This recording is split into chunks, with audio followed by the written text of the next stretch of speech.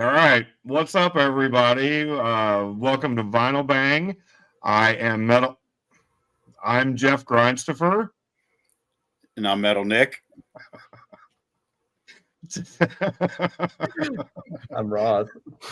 Today's episode, we have a very special guest with us today. We have Ross Zafar from, a lot of people might know you as the merch guy for Cattle Decapitation between the years of, help me out here, 19 through 20, no.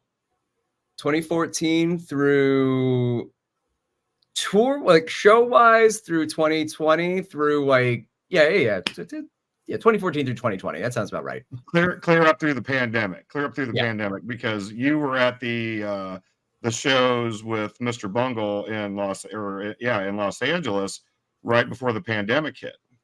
Yep, it was my last show I worked with Cattle. Yep, that was that one. It's a real high to go out on.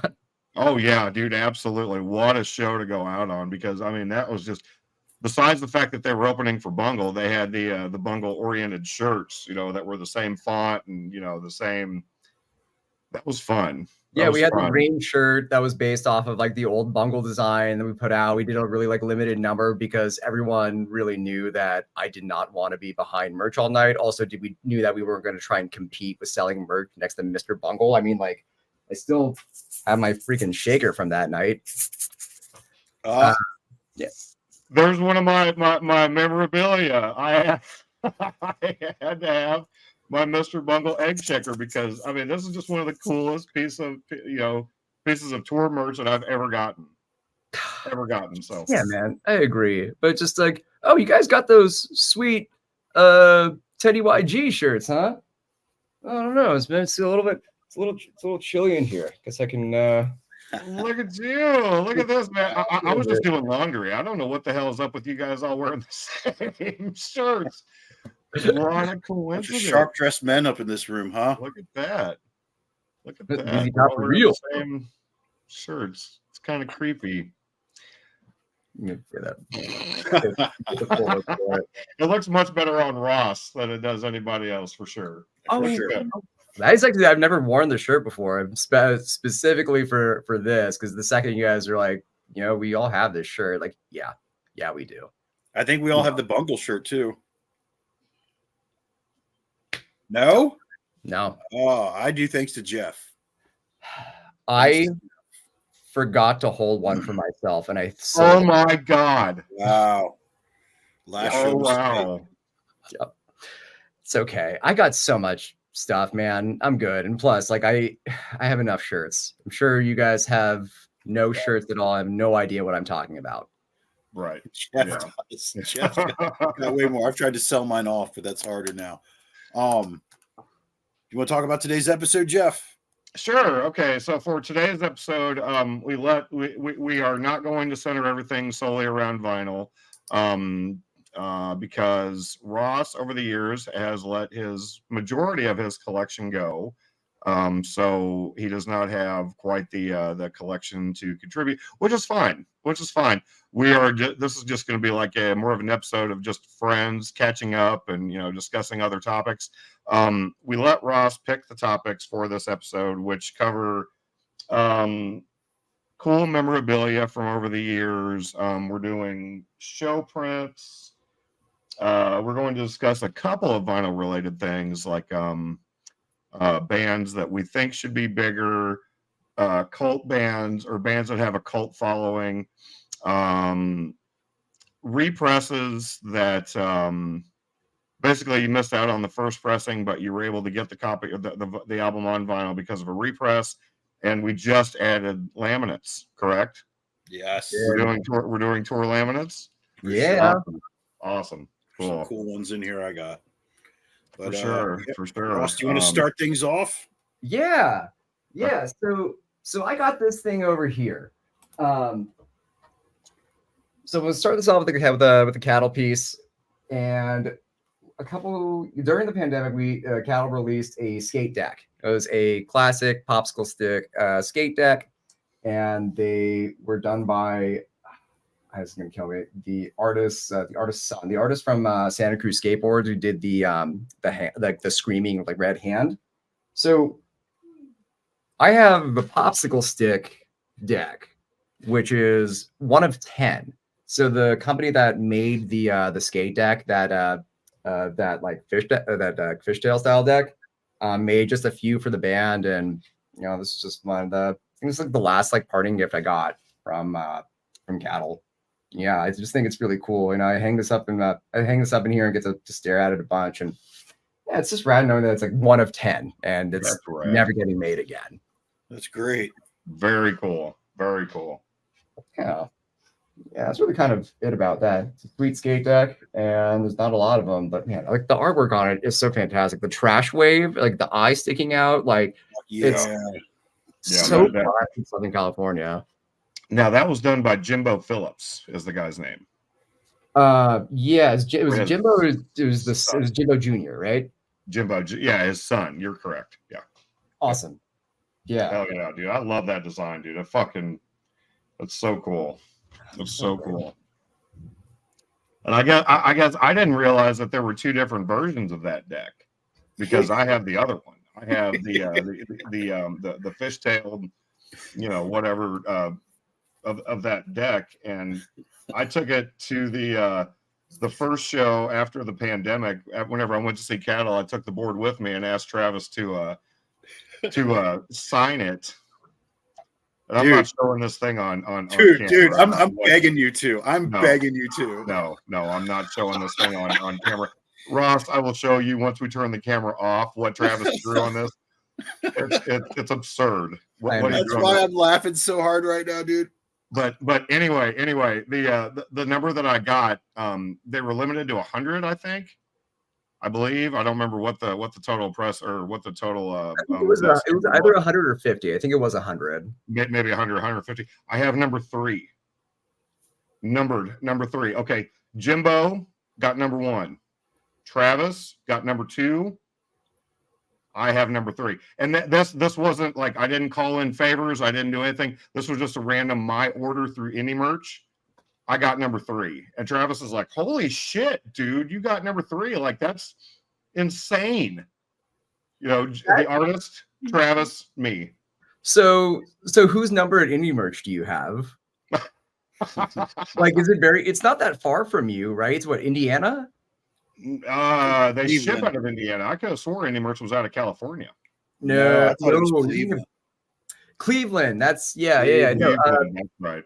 Because every time records get shipped out the same day me and Jeff pre-order them, they always go to Jeff before they come to me. And that's because you're like probably like a 5-hour drive from Cleveland. I don't know.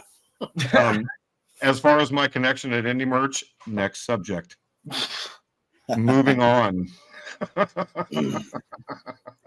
Ravis Tryon is his name. All right, Jeff, you're next. All right. So for cool memorabilia, since I've already showcased one of them, the egg shaker that Ross showed from the pandemic shows that Cattle opened up for Mr. Bungle. I don't know how many of these that they did, how many egg shakers they did, but they were available both nights. I went to both Bungle shows in Los Angeles that weekend, and I brought them up online and like into the various, Mike Patton and Faith No More and Mr. Bungle groups, just kind of saying, hey, who else has one of these? And it's like they never existed. Nobody in any of these groups knows anything what I'm talking about. They're like, Mr. Bungle egg shakers. Like, where did you get that from? Like, what is that a thing? Did you make that? Did you have that printed yourself? It's weird. It's so weird that nobody knows that these things exist, but they do. And they are awesome. This is absolutely one of the coolest things I've ever gotten from a show. This was, unfortunately, this was the first time I ever saw Bungle. I never saw them with their original lineup in their heyday back in the 90s. And as upsetting as that is, the fact that I got to see them twice before the world shut down was incredible. It was also incredible that while I was backstage watching Mr. Bungle from the side of the stage, Ross was standing beside me. Aww. That was a fun show, dude. That was really fun watching Mr. Bungle with you and getting to experience, getting to see Lombardo and Scotty in on stage with the band. And just, that was really, that was a fun show. That was a fun weekend, and getting to hang out with you guys before the show, during sound check, and just the whole experience, before everything shut down, which we didn't know was going to be a couple weeks after that. But that was definitely a very fun experience with you, Ross. It was incredible, man. I'm really glad I got to experience that with you too. It's like, you've always been such a great like friend to all of us whenever we come through, both of you, like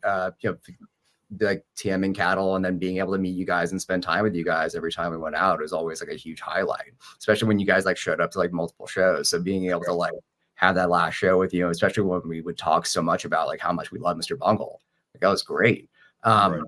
I have a lot to talk about that show, but I'll come up a little bit later on in this one. But I do want to bring up a bunch more things that also involve you in there.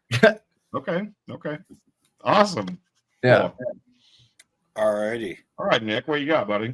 All right. So moving on, I got some weapons here. Unique memorabilia. I got some stuff laying around that are, but nothing can top this. So like, I got a Full of Hell and the Body knife. Amazing. Absolutely amazing. I don't remember like if they just put it up on like their merch page or something, and I just was like, okay, like, what bands have a fucking knife? So like, yeah, I'm sure it's not easy to flip something like that. I also have a Dying Fetus knife. This came with the pre-order for Wrong One to Fuck With, and it's actually pretty cool. But really sick. Yeah, besides like the rolling papers and other stuff that bands do, like I thought that was kind of cool. They Pig Destroyer just did that rolling tray, and I thought that was kind of an idea. I pitched it to Travis. I'm pretty shocked that they actually went with it. But like unique merch is it's a hard thing to come across, and I was like, man, I got two weapons on me that with a band's name on it, and that was probably the winner, because like in the pandemic, almost every band, me and Jeff were talking about this the other day, I think literally almost like every band did like masks, which the cattle one was fucking awesome. And, I wore it to work one day, and they looked at it, they're like, you can't wear that. And I was like, well, I can't flip it. The cattle one was so freaking good. It was so good. Yeah, that mask was like you couldn't win with it, because it's like you either had the asshole on the outside of your mouth, or you were eating the ass, whether it was whether you flipped the mask around or not. There was no winning situation. So you can't really like pull that one up, because it's just like a fucking asshole. Like it is an asshole. I don't know where mine is. I have to look for it. But that was a fucking. I mean, the other side was like what did it say? 2020 sucks. It had like the dude with the giant cock. It had a little COVID thing. It had the Tiger King. Everything that just like rolled out in those few months. Everything. I was like, dude, that is brilliant. That was so brilliant. And so during like all that, we like lived on our group chat, and that's kind of like how we like stayed sane, and just like these ideas like came up just from being like obnoxious nerds. Just like, wouldn't this be stupid and funny? Like, yeah, like when they were talking about like the idea of like what they were gonna do for Plague, like God, we were just like kind of Colin and I were like so excited like just to see like what was gonna happen out of it, and it came out so fucking perfect. And I can't believe like they released a song that knocked fucking forced gender reassignment like off the throne, Mm-hmm. It's like we always it's like we can consider a song a hammer smashed face, like a song that has to be played, right? Just like if you don't play the song, like you're gonna make people upset. Sure. And yeah, Bring Back the Plague becoming that song is just like, this is the fucking sickest shit. Like, what's the thing about that band I love so much is that like there are so many different evolutions of it, and it's always going towards something. And like, man, like seeing them blow up now, like because it's always been such a slow race, And every time is always just like a little bit more, like a little bit more. Always like a show, a promoter being like, I don't know if it's gonna sell out. Like, you know how many fucking times I've heard that in like the years I've done this shit? Like, we are in a major city. It's gonna sell out the second you open the doors. Bam. And then yeah, for that kind of band to still gain that traction, I love them, man. You know, aside from like working for them and shit, like they are my favorite like extreme metal band and like have been since I was like 13, and like that's why I became a fanboy who like wanted to handle their stuff. Yeah. You beat Jeff out to that job, huh? I live next to him. I didn't want it, dude. that's all for Ross. You yeah. No, that's good stuff though, man. I love to hear that. All right. Item number 2, show posters. Prints and posters, because we're going to be. Are we doing 3 of the unique? Yeah, we're doing more memorabilia. Okay, let's do more memorabilia. Yeah. Okay. I got 2 pieces here that I think y'all like. So can like just on that theme for this last one. I know a lot of people have seen this, and I know a lot of people have wondered where it's gone, but I have this. Oh wow. There it is, dude. That's Dave McGraw's Stewart Copeland ride.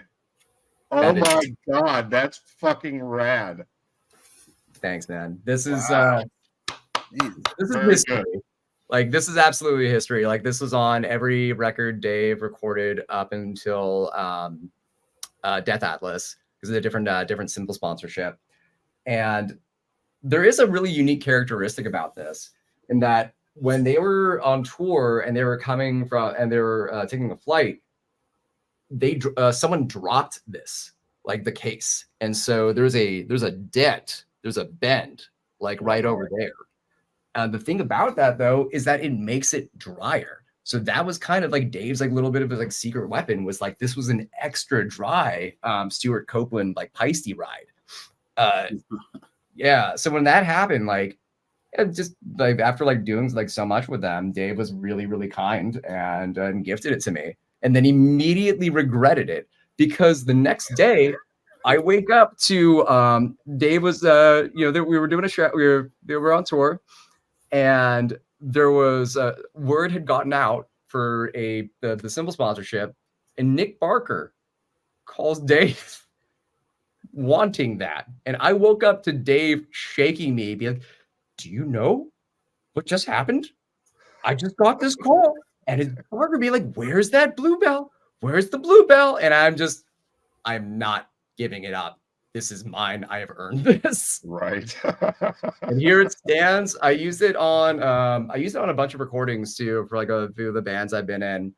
But I've definitely retired it from playing, and getting a mount for it and putting it up, because it definitely means a lot, and I'm really, really proud to own this thing.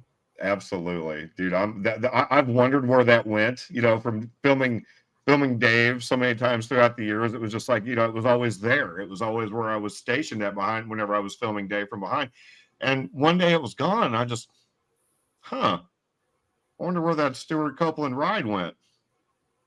Yep. Wow. Good for you. And that was me clapping, by the way. Like, that's incredible that you own that. That's fucking cool. Thanks, dude. I appreciate it. There's a double on there too, just because I don't have it with me and I would love to show it. But so there was a famous post that Travis made about the test press of Death Atlas, and he dropped it in that post, and it has a whole chunk taken out. Mm-hmm. So I have that. I'm putting it. I got a frame and plaque and stuff. This is like dropped by Travis David Ryan on like this date. I got to go back and get it so I can hang it up and everything. But yeah, I love that I have that grail, and it will never leave my hands as long as I'm alive. Yeah. That's honestly, whenever you told me you were getting rid of your collection, and whenever I bought the Pretty Hate machine from you, I was like, so what do you want for that Death Atlas test press? You know, because I wanted that. I still do. You know, I would love to have that, even though it is damaged. And it was the second disc, right? It was C&D that was damaged. I think so. Yeah. I think it was. I think the first disc was okay, but he dropped the second disc, if I remember correctly, which I'm probably wrong. Yeah. The frame is like both of the records like kind of like overlapping each other, but then the outside one is got the chip out of there, so you can really see it. Actually, Metal Blade asked me if they could have it and hang it. I was like, absolutely not. It's mine. Hell yeah. Oh, that's very awesome. cool. Very cool. All right, Jeff. All right. So my second piece of memorabilia is just to break up the whole cattle decapitation thing. You know, so far, just to shake things up a little bit and go the opposite direction. I think Travis has actually come around to these guys a little bit since he met them overseas. Back in what year was this? This was 2000. Yeah, hold on. 2017. 2017, Melanie and I flew out to San Bernardino, California to see a show at the Glen Carbon Amphitheater. We saw Phantomas, Melvins, Primus, Clutch open for Tool. At this show, unbeknownst to me, Ross was at this show. We were hanging out during the day. Just ran into him randomly at the show. And so every piece of merch that I'm doing tonight has something to do with Ross. Completely unintentional. This was not planned. This was not, well thought out. But at this show, there was somebody in the crowd. This was not official. This was not an official piece of merch. There was somebody in the crowd. It was so hot that day because, it was San Bernardino, California in July. They were giving out these little fans. Like little, air circulating fans. But Melanie and I both got one from this person that was, I don't remember if we paid anything for them or not. But yeah, these are not, like I said, not official pieces of merch, but memorabilia, in fact, from a show that once again, I hung out with Ross at. Awesome memory, hanging out with Ross all day, getting to, after the Phantomas set. Had you seen them before that? Yeah, I saw them in 2005 when, it was 2005, and this was when what's the record with the calendar called again? Suspended Animation. Yeah, it was that tour I saw them on. It was unbelievable. That I'm jealous, man. I really wish I got to see them back in the day. Yeah, and Lombardo was playing because not Danny Carey. Dale Crover was playing drums for Phantomas at that one, right? Yeah, correct. But they did the director's cut in its entirety, which was amazing. It was so badass. It was such a good show. But yeah, completely unintentional. All Ross inspired episode. Everything revolves around Ross. That's good. So. All right. So my next one, I guess, going back to the mold that we're in here, because I just have this laying around. I didn't know we were doing more, but this rolling tray here for Terracite. Jeff can back me up on this. We're in a little group chat with Travis and a couple other people about vinyl, and when the pre-orders were coming out for this album, they were thinking about basically he was trying to come up with new merch ideas, and he was saying something about, like people were saying like roach clips, because everybody's done rolling papers and grinders and all that shit. And somebody had mentioned roach clips, and Travis said we tried that out once, it was bad. And then I said, have you ever tried doing like rolling trays with your artwork on it? And I showed him this Beastie Boys one that I had, and he's like, that's actually not a bad idea. And then it was like a couple months later when the pre-orders rolled out and I saw it in there, I was like, oh my God, they did it. Yeah. No fucking way. Yep. The last time I saw them, I brought this with me to get it signed, but it was a busy night and a very cold night, and the guy I was with had to bounce early, so I had no time to kick it with these dudes. But at some point I would like to get this signed by them, because this, I don't normally pat myself on the back for like ideas and shit like that, but that really was fucking awesome when I saw this shit. And you can see a little better in here, but man, that one was so great, and it was a great suggestion, especially with like the name that came up with they came up with. A Bud's Life, because all the Bud's Life jokes. Yeah, no, I like I said, how many times have you seen Rolling Papers or Grinders or I think Origin was the first band I ever saw do a bowl with their name on it, but I think Cephalic's done it a couple times too. But like, yeah, I was thinking about it and I was like, Rolling Tray, like I haven't seen anybody do it yet, and these actually turn out really cool. So it's pretty stoked. The thing about the Rolling Tray is not only did Nick actually, and I will back him up, he did actually, suggest this to Travis, and then they did a couple weeks or whatever it was later. I've seen a lot of bands doing them now. Yeah. And I'm pretty sure it's because of the reaction that Cattle got from it. I'm gonna keep a comment to myself about like that. I mean, that's come on, that's like awesome. That's always one's like super amazing. Right. That one's so good, man. I love how big of a Beastie Boys fan you are. Like, thank you. They're such a great band, and I want to call them underrated, but they're not. They're really not. They're not overrated either, but they're incredible. I mean, they did open a lot of doors too, like just like that. They really did usher in a kind of a whole new like era that was like okay to do what they were doing. And I'd never gotten to see them. I'd finally gotten tickets to see him at Street Scene in San Diego, but that was right before Adam Yauch was diagnosed. So that ended up not happening. But talk about like a band that started in like one direction and ended up like where they did, right? Because like the earlier stuff being like a band, they played their instruments. It was like kind of more of like a hardcore band. And then when you got through to like Hello Nasty, you're like, this is something else now. Like this is a completely different thing. And they were so great. Right, for sure. Hell yeah. So I got this thing here. I don't know if you guys can have seen or noticed before, but I had this scar on my face. I got 15 stitches for catching Ben Weinman's guitar. Oh, wow. So this was at FYF in Los Angeles. I believe it was 2007, 2008. No, or something like, I think something like that. Maybe 2010. But yeah, so Dillinger was playing right before Dillinger was Converge. So it was just brutal. It was awesome. During Dillinger's set, Brent Hines came out and he did the vocals for Horse Hunter.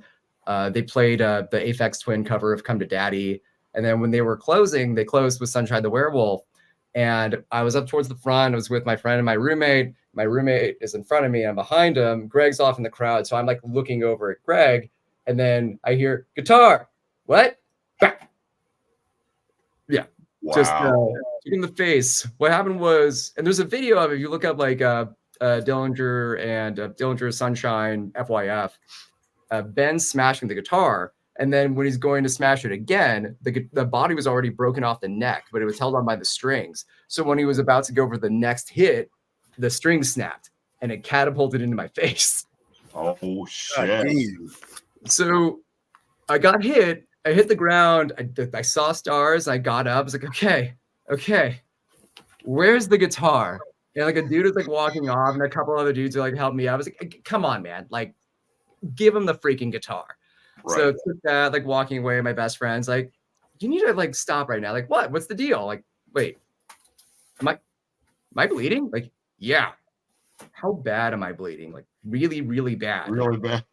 Hospital bad? Like, yeah. Like, okay.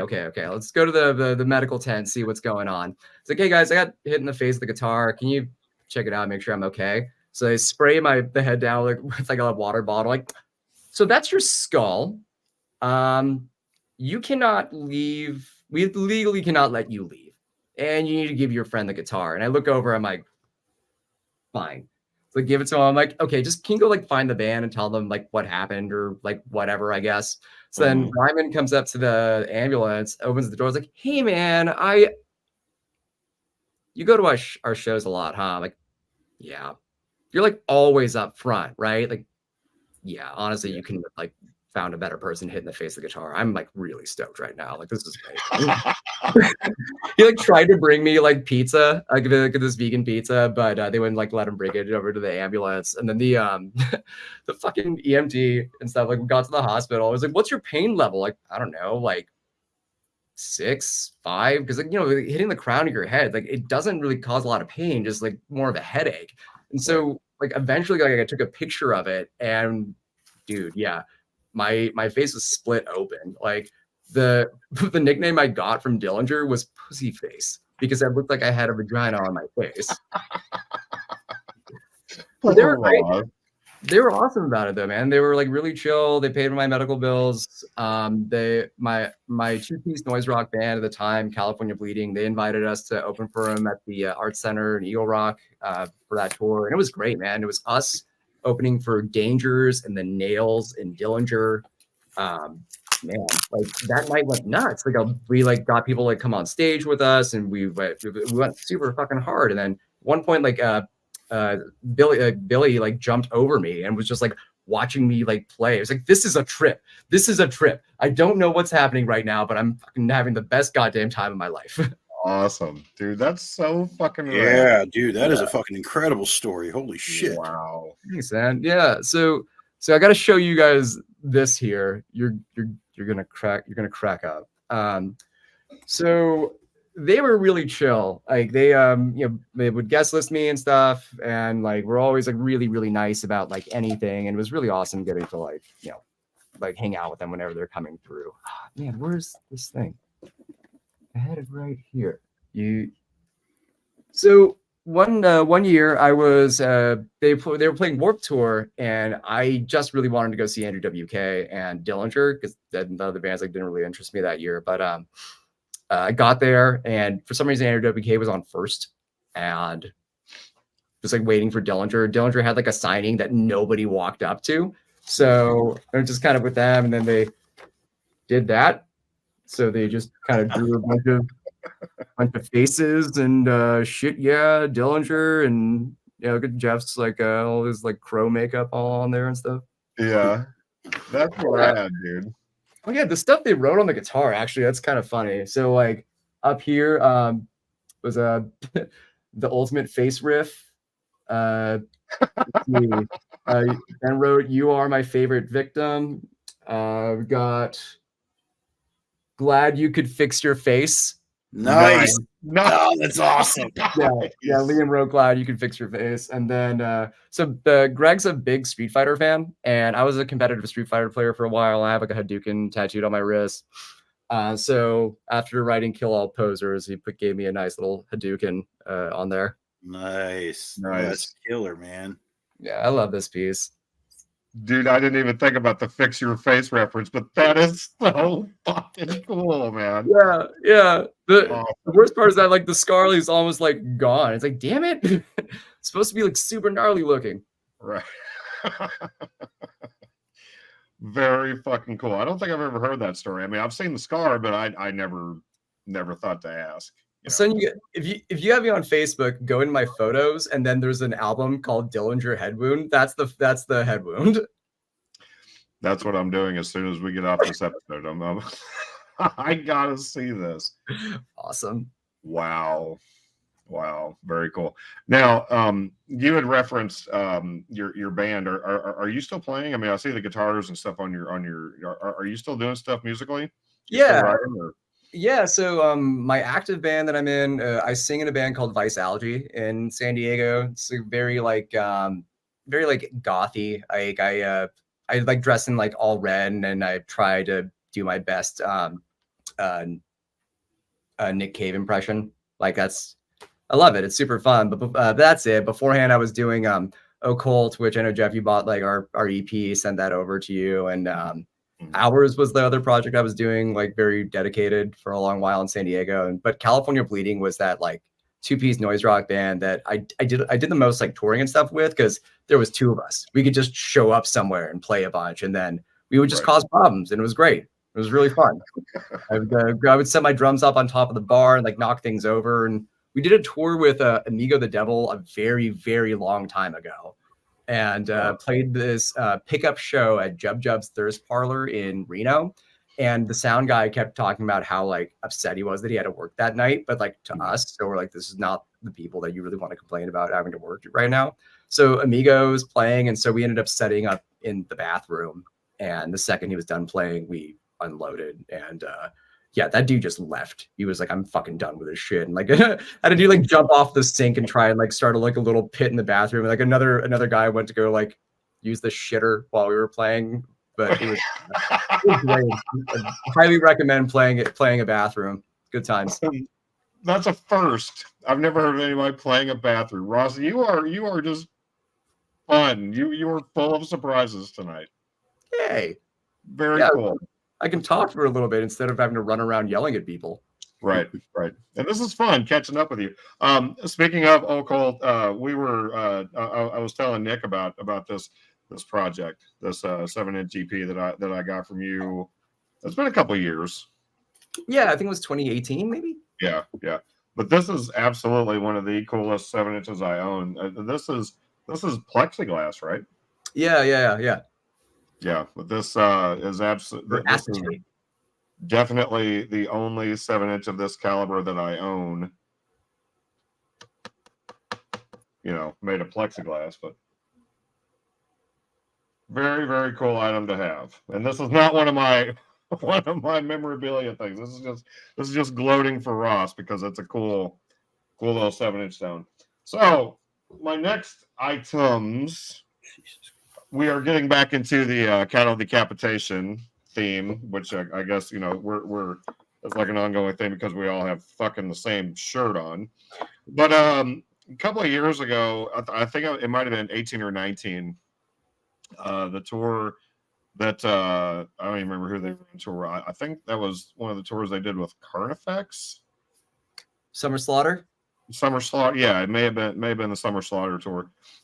You guys were in I did 2 shows in a row. I did Lincoln, Nebraska, where I heard Summer Slaughter. Yep. I remember I know what you're gonna say. Go on.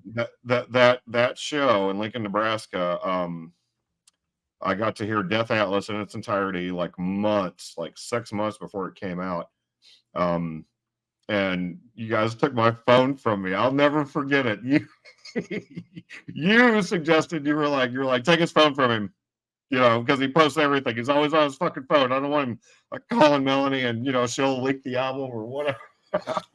But at that show, at the next show, in Iowa City, there was a fan at the show who showed up with these lighters with the album covers. Do you remember these? Yeah. Just a fan. These were not official cattle decapitation merch items, but just a fan showed up with like a box for each album, one of the display cases for each album, and was like, you know, I made these, and you know, I don't know the arrangement of how you all turned around and sold them or whatever, but I didn't care. I got one of each album, and I was so excited because I just happened to be at the right place at the right time. But yeah, this is absolutely some of the coolest merch that I own, is to have these album covers on Bic lighters. And at the time, you know, Death Atlas wasn't out yet, so of course they didn't have Death Atlas, and we're missing the like Human Jerky and Homivore. Can't remember what else is missing. My mind's drawing a blank because I'm, you know, stage fright. But a couple months later, it was probably a year later, whenever the band was in Kansas City after Death Atlas had come out, I believe the same guy came to that show and he had a box of Death Atlas lighters. So again, I just happened to be at the right place at the right time, and I have these awesome Bic lighters that sit on a shelf with all of the cattle albums on them. But again, you were their merch guy at the time, and I got the lighters from you. Yeah, dude. So funny enough, those lighters, I think it was 1 or 2 different people, but they would come out to shows and just, bring that whole thing. And every time I was like, no, that's your guys. I want you to sell them, do whatever. Like, I'm just happy to do this for you. And then would go away and vanish like every time. Like, never like try to get contact info or anything. Just like, here's a gift. Peace out. Like, dude rules. We definitely used a few of them because we would be out of lighters. Like, well, we got cattle lighters. Sure. 2 different people. I didn't realize that. I think so. It's either one or two. Because I remember one guy is in Colorado Springs or Denver. Because I remember that's a spot where they would come out. But then you're right too, like Lincoln, Nebraska. Like I can't remember if that's the same person who just happened to be in those other spots, or if there was two different people. Oh, that's right. It was Colorado Springs. It was whenever they were. Oh, was that with Unidad?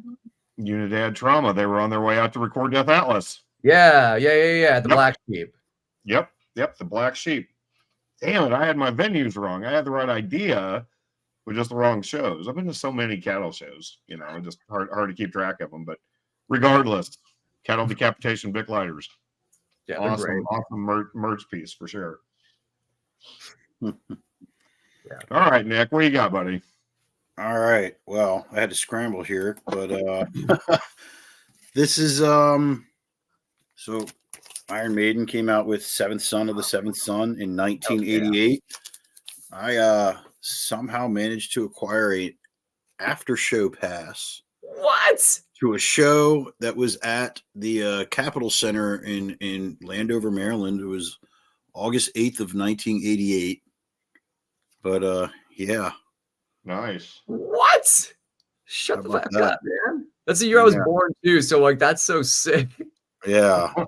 I think it was on a group on Facebook that it was like tour memorabilia and shit like that. And I scored this. I actually have a Beastie Boys laminate sticky somewhere too. But yeah, this was a pretty neat one that I came across. And like I said, Capitol Center, that's where I'm well, it's not around anymore. It's where the Caps and the Wizards used to play, or the Bullets.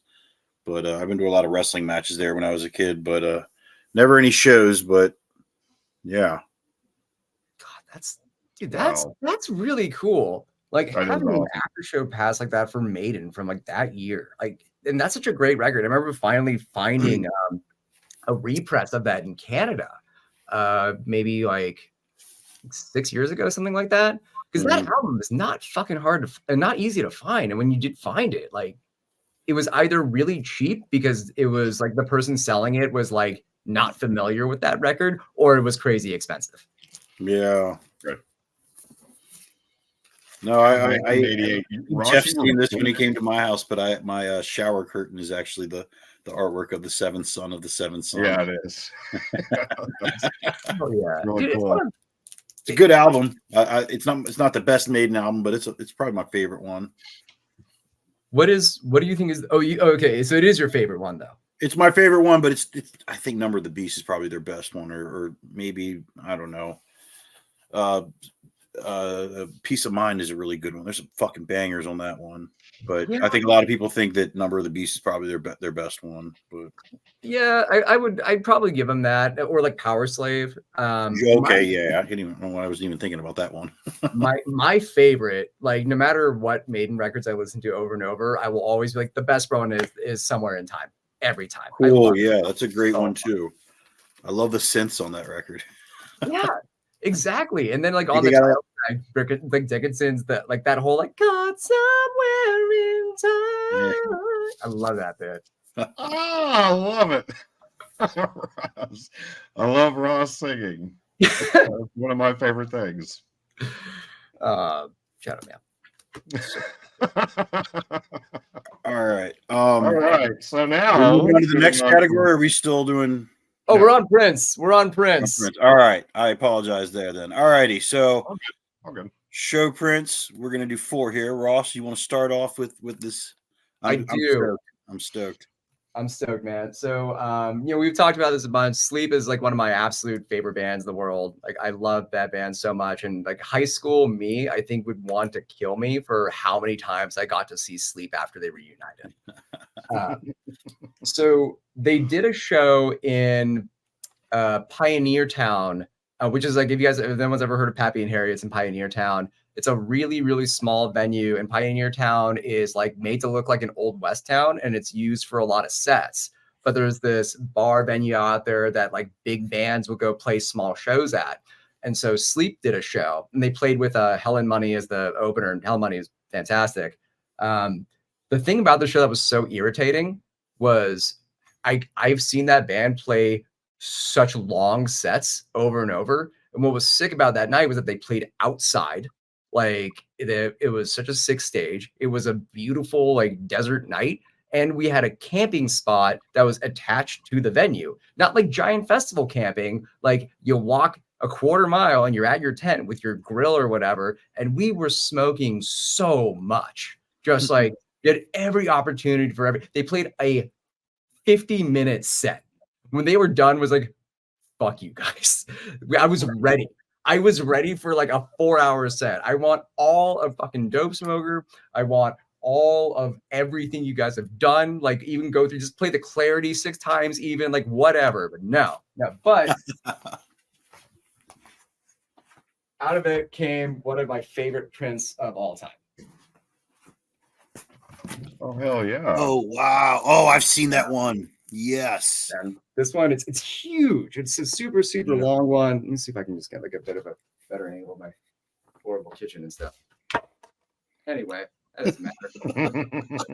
But yeah, artwork is super great. I can't remember if this was Roper or not, but oh no, this is done by David D'Andrea, and I have a couple of things by him too. Like I've got some. I got one he did for.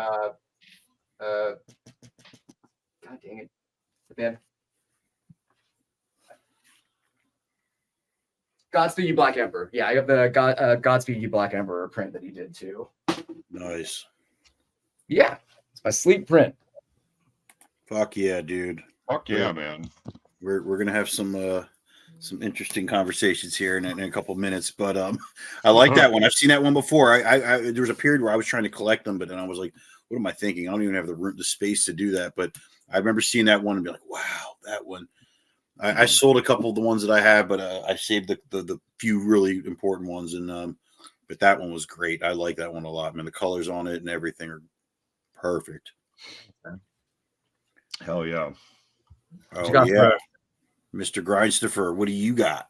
All right. So my first my first show print isn't necessarily for a specific show, but it was actually acquired at a show, and it was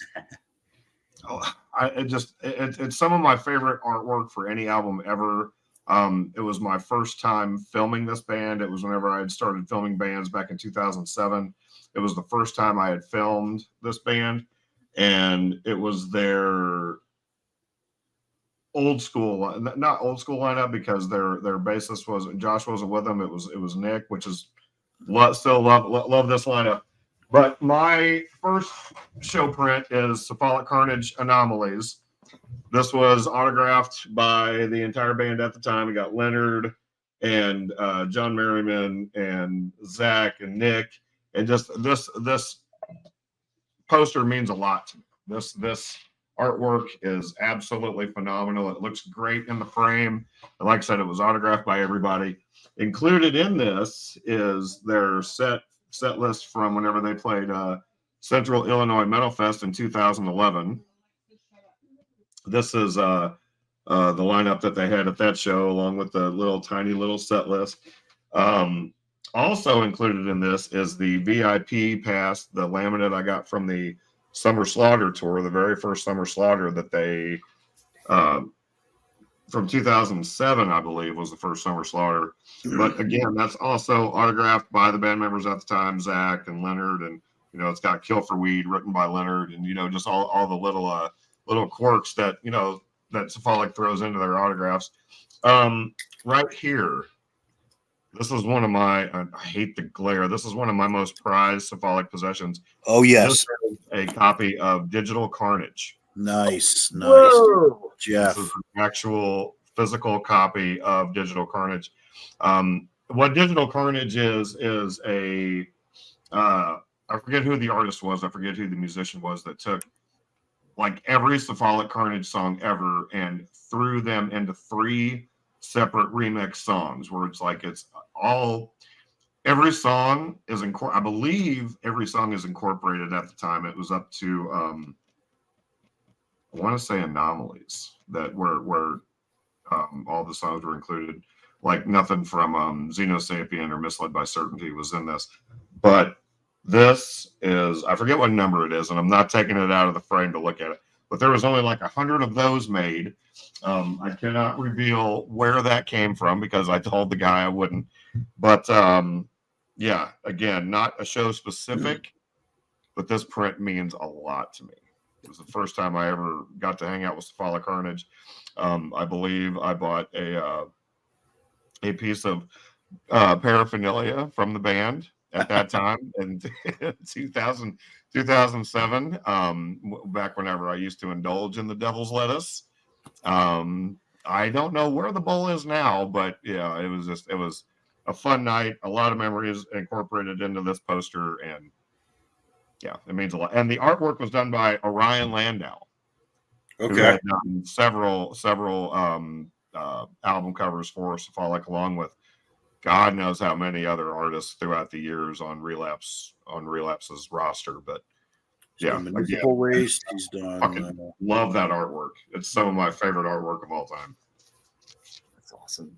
That's such a good one. There's that like gross industrialness of like the late 90s, early 2000s, you know, like with like the Calculating Infinity artwork. It's just like so like it's like so visceral to like stare at, you know what I mean? Absolutely. Yeah, for sure. All righty. All right, Nick. My first one I'm gonna do is a little tribute to my boy Blake here, who just recently passed away. When Pig Destroyer released Book Burner, they did a record release show at the Auto Bar, and see the whole full thing here, but I'm going to zoom in a minute. When I showed up at the show, Blake was standing at the actually Adam Savage was doing merch for them that night, but Blake walked up and told me, you know, he's cool. And he gave me this one for free. You can see on the bottom there, it's number 7 of 69. Nice. That's awesome. The lineup was Ilsa, Necropsy, who's now known as Noisem, Royal Thunder, War Games. It was at October 19th, 2012 at the Auto Bar, 9 p.m. It glows in the dark. You can see what's going, what this lady's doing there. It's pretty nice. But yeah, this was I didn't have to pay for this one. Blake gave me this one for free. It was pretty awesome. It was a fun show. They had a lot of shenanigans. I think I got bunch of videos on my YouTube channel of that. But this is a great one. This is a cool piece that I kept hanging on my wall for a long time because this was a great show and a great gift from a good friend who just recently passed. I figured I would talk about him in this episode because, you know, me and Jeff are about to meet up this Sunday for his memorial services, but I don't know what that is. It's a memorial. Celebration of life. Yeah. But yeah. You know, like Pig Destroyer is a great band. They're a big band to me and Jeff. You know, we've been fans of that band for quite some time, but it's a pretty unique print from a very unique show. Yeah, I mean, it's a great print. Like, I love the framing of it too, and it's just so like aesthetically pleasing just to stare at. And like that album cover, like artwork is amazing. That lineup is stupid. Saying the band that became Noisem makes me so mad that I couldn't have been there. They were like still teenagers. They weren't even out of high school yet. And Blake just loved those kids. He talked about them in Decibel, and then they blew the fuck up. Much like No Moss and Bandit. Anytime Blake mentions a band in Decibel, they get blown up. So like, you know, he's got a lot of clout amongst the scene, I guess. You know, to say the least. You know, it's funny that that actually like works kind of very well into the print I'm gonna bring up next. So the first time I met anyone in Pig Destroyer, Travis and I drove from San Diego to go hang out with them in Orange County. They were playing a really, really cool show. Like they were playing, it was them. It was when I remember the other bands, I'll say it. I can't think of it off the top of my head, but JR was awesome. Scott was like so nice. Like Blake was so chill. They were all like so accommodating. Like Jarvis was so fucking cool. Like Adam was like just awesome. Like those guys were just, there's no business being as like approachable and kind-hearted as they are with the albums that they make. Right. So my favorite band in the entire world is Einstruzende Neubauten, to the point where like I have this like massive like sleeve for Neubauten, And Blake and I started talking a bunch because he always wore a Neubauten shirt. Like for a long time, it was over and over. And like whenever I like ran into him, you know, we would be like playing like somewhere around Maryland or something. He would come out and like be able to like talk for a couple of minutes or whatever. But it was, I wish I got to like talk to him more. So I had never gotten to see him. I have a box of all the tickets that I've kept. And I have 7 tickets for Neubauten, and none of them were redeemed because every time they would announce a tour, it would be canceled.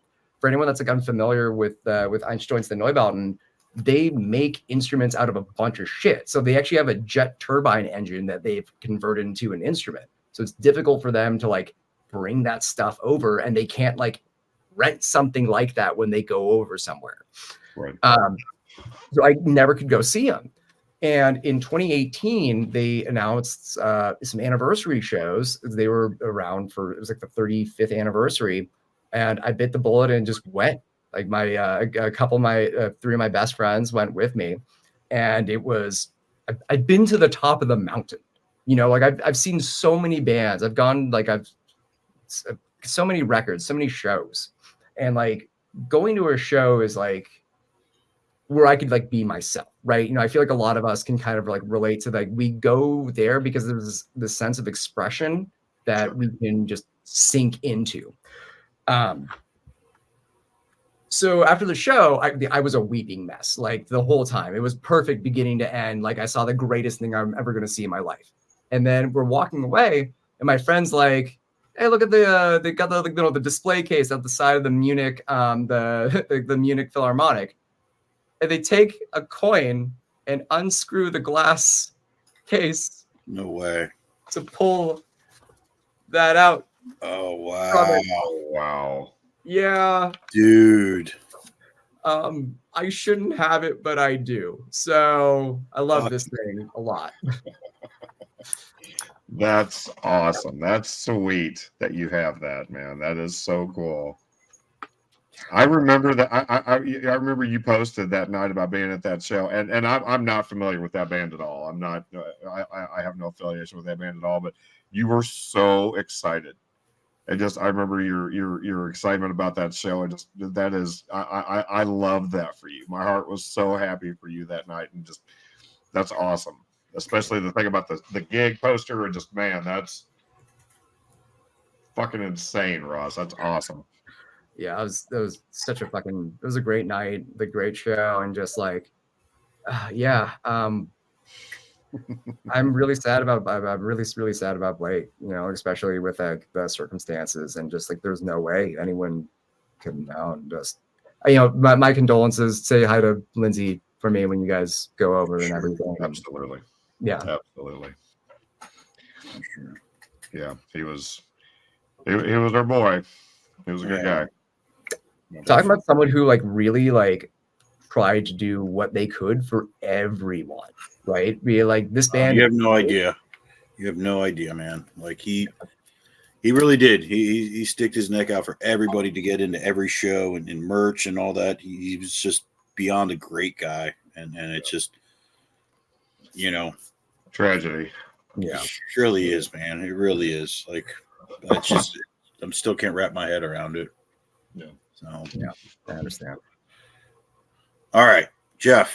All right. Well, speaking of awesome shows that were attended, this is not a particular band, and this is not so much a band in particular. This show print, but absolutely one of the top 5 concerts I've ever been to in my entire life, and I've been to a lot of shows. I travel a lot. You know, I've flown to like San Bernardino, California for the Tool show that I referenced earlier. I've flown to Baltimore to see Dead Cross and flew back the next day. You know, just whatever. Traveled a lot, gone to a lot of shows. And on August 9th of 2022 at Red Rocks in Colorado, which is this venue, Red Rocks, I mean, everybody knows about Red Rocks. It's just one of those venues that you absolutely have to attend at some point in your life. It's like one of those bucket list, you know, just monumental things that you have to go to. My first experience at Red Rocks was the South Park 25th anniversary show with Primus and Ween performing all on stage at the same time as Matt Stone and Trey Parker. This show, I mean, it was almost like an endurance challenge.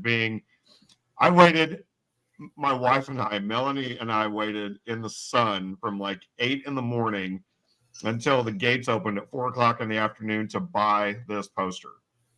All day in the high elevation, up in the mountains in Denver, in the sun, in the heat. And she's a trooper for it, and I love her for it. But this poster means so much to me for being like I said, one of the top 5 shows that I've ever been to in my entire life. This concert was phenomenal. We only went to the first night. We didn't do both nights, so we didn't get to see the whole, the Rush thing. And Alex Lifeson, performance with the bands, but getting to watch imploding. Matt Stone physically imploding at what was going on. Yeah. I couldn't imagine, how cool it would have been to have been there that night.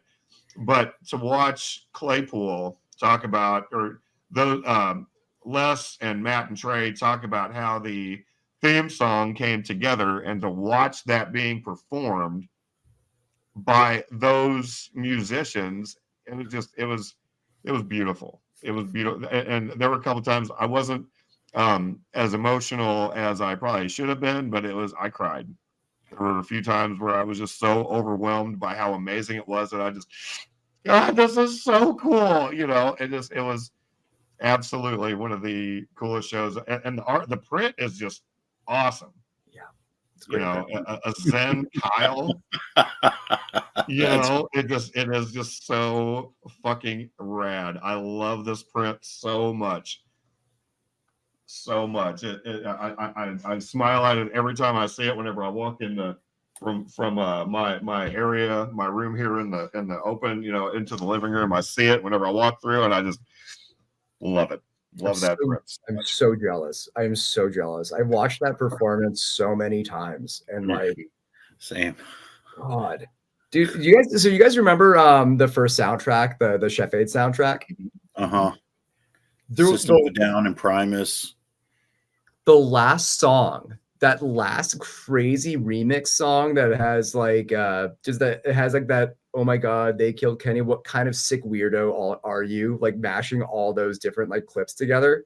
Man, I gotta listen to that one again. That was such a great little soundtrack. It is. Actually, I found that on cassette. That's been a couple of years, but I found it on cassette at a local record store for $3, and I was like, mine? Without a second batting an eyelash, So. It was awesome. Yeah, it was a great soundtrack. Absolutely. All right, Nick. All righty. So, Ross, since you just brought up, and I'm going to do this band a couple times in this. All right. But because like I said, Sleep has some great posters, and you brought up a very interesting point. This is the first time I ever saw them. This was Maryland Death Fest 2013, May 26th, Baltimore, Maryland. This isn't a Reek Roper. I'll zoom in here in a minute. I remember walking in, and they were setting up merch, and they just weren't ready. They had shirts and all this shit, and I just walked to the front, and I was like, "Can I buy a poster right now?" And the girl said, "Sure." Where am I here? What number? Damn, and it's a signed Roper with the pen. Yeah, I remember walking to my car to bring this back, and I held it up like this, showing it off to everybody because I was so stoked on this. This is my first time seeing them. I got there's a photographer that took a bunch of great shots of them, and you could see me right in the media pit, and I bought a bunch of those. I was gonna try to get all these framed, but that's it's so fucking expensive. But yeah, this one meant a lot to me, and I remember watching them play, and like you, 16-year-old me was freaking out. Holy shit, my cat's about to walk on my prints. Get out of here. I keep waiting for mine. I see you. But yeah, this one was fucking awesome. I have it in a frame up by where actually my cat's little cat tree is, and No, get the fuck off. I knew this was gonna happen during the show. He's gonna try to like walk over on them, but yeah. Obviously it's in the theme of dope smoker. I've seen people freak out and try to sell these things for like $500 online. I'm not gonna do that, but you know how their show posters are. I mean, they're amazing what they put out and what they do. So I have another one. The fact that you have a print by Eric Roper for Sleep that is in the artwork of the repress of Dope Smoker is like, that doesn't happen. Like, they don't really do that artwork a lot as prints. Like, they'll do like bits of it, but that's like related to that whole like thing. Like, do you remember when they did the cassette tape? It unfolded and it was really, really long. Like that whole like desert scene of like those guys. Yeah. Stuff. And like that day and night stuff scene. Yeah. And then like that one is like the ending of like that journey. Like that context makes that print so fantastic.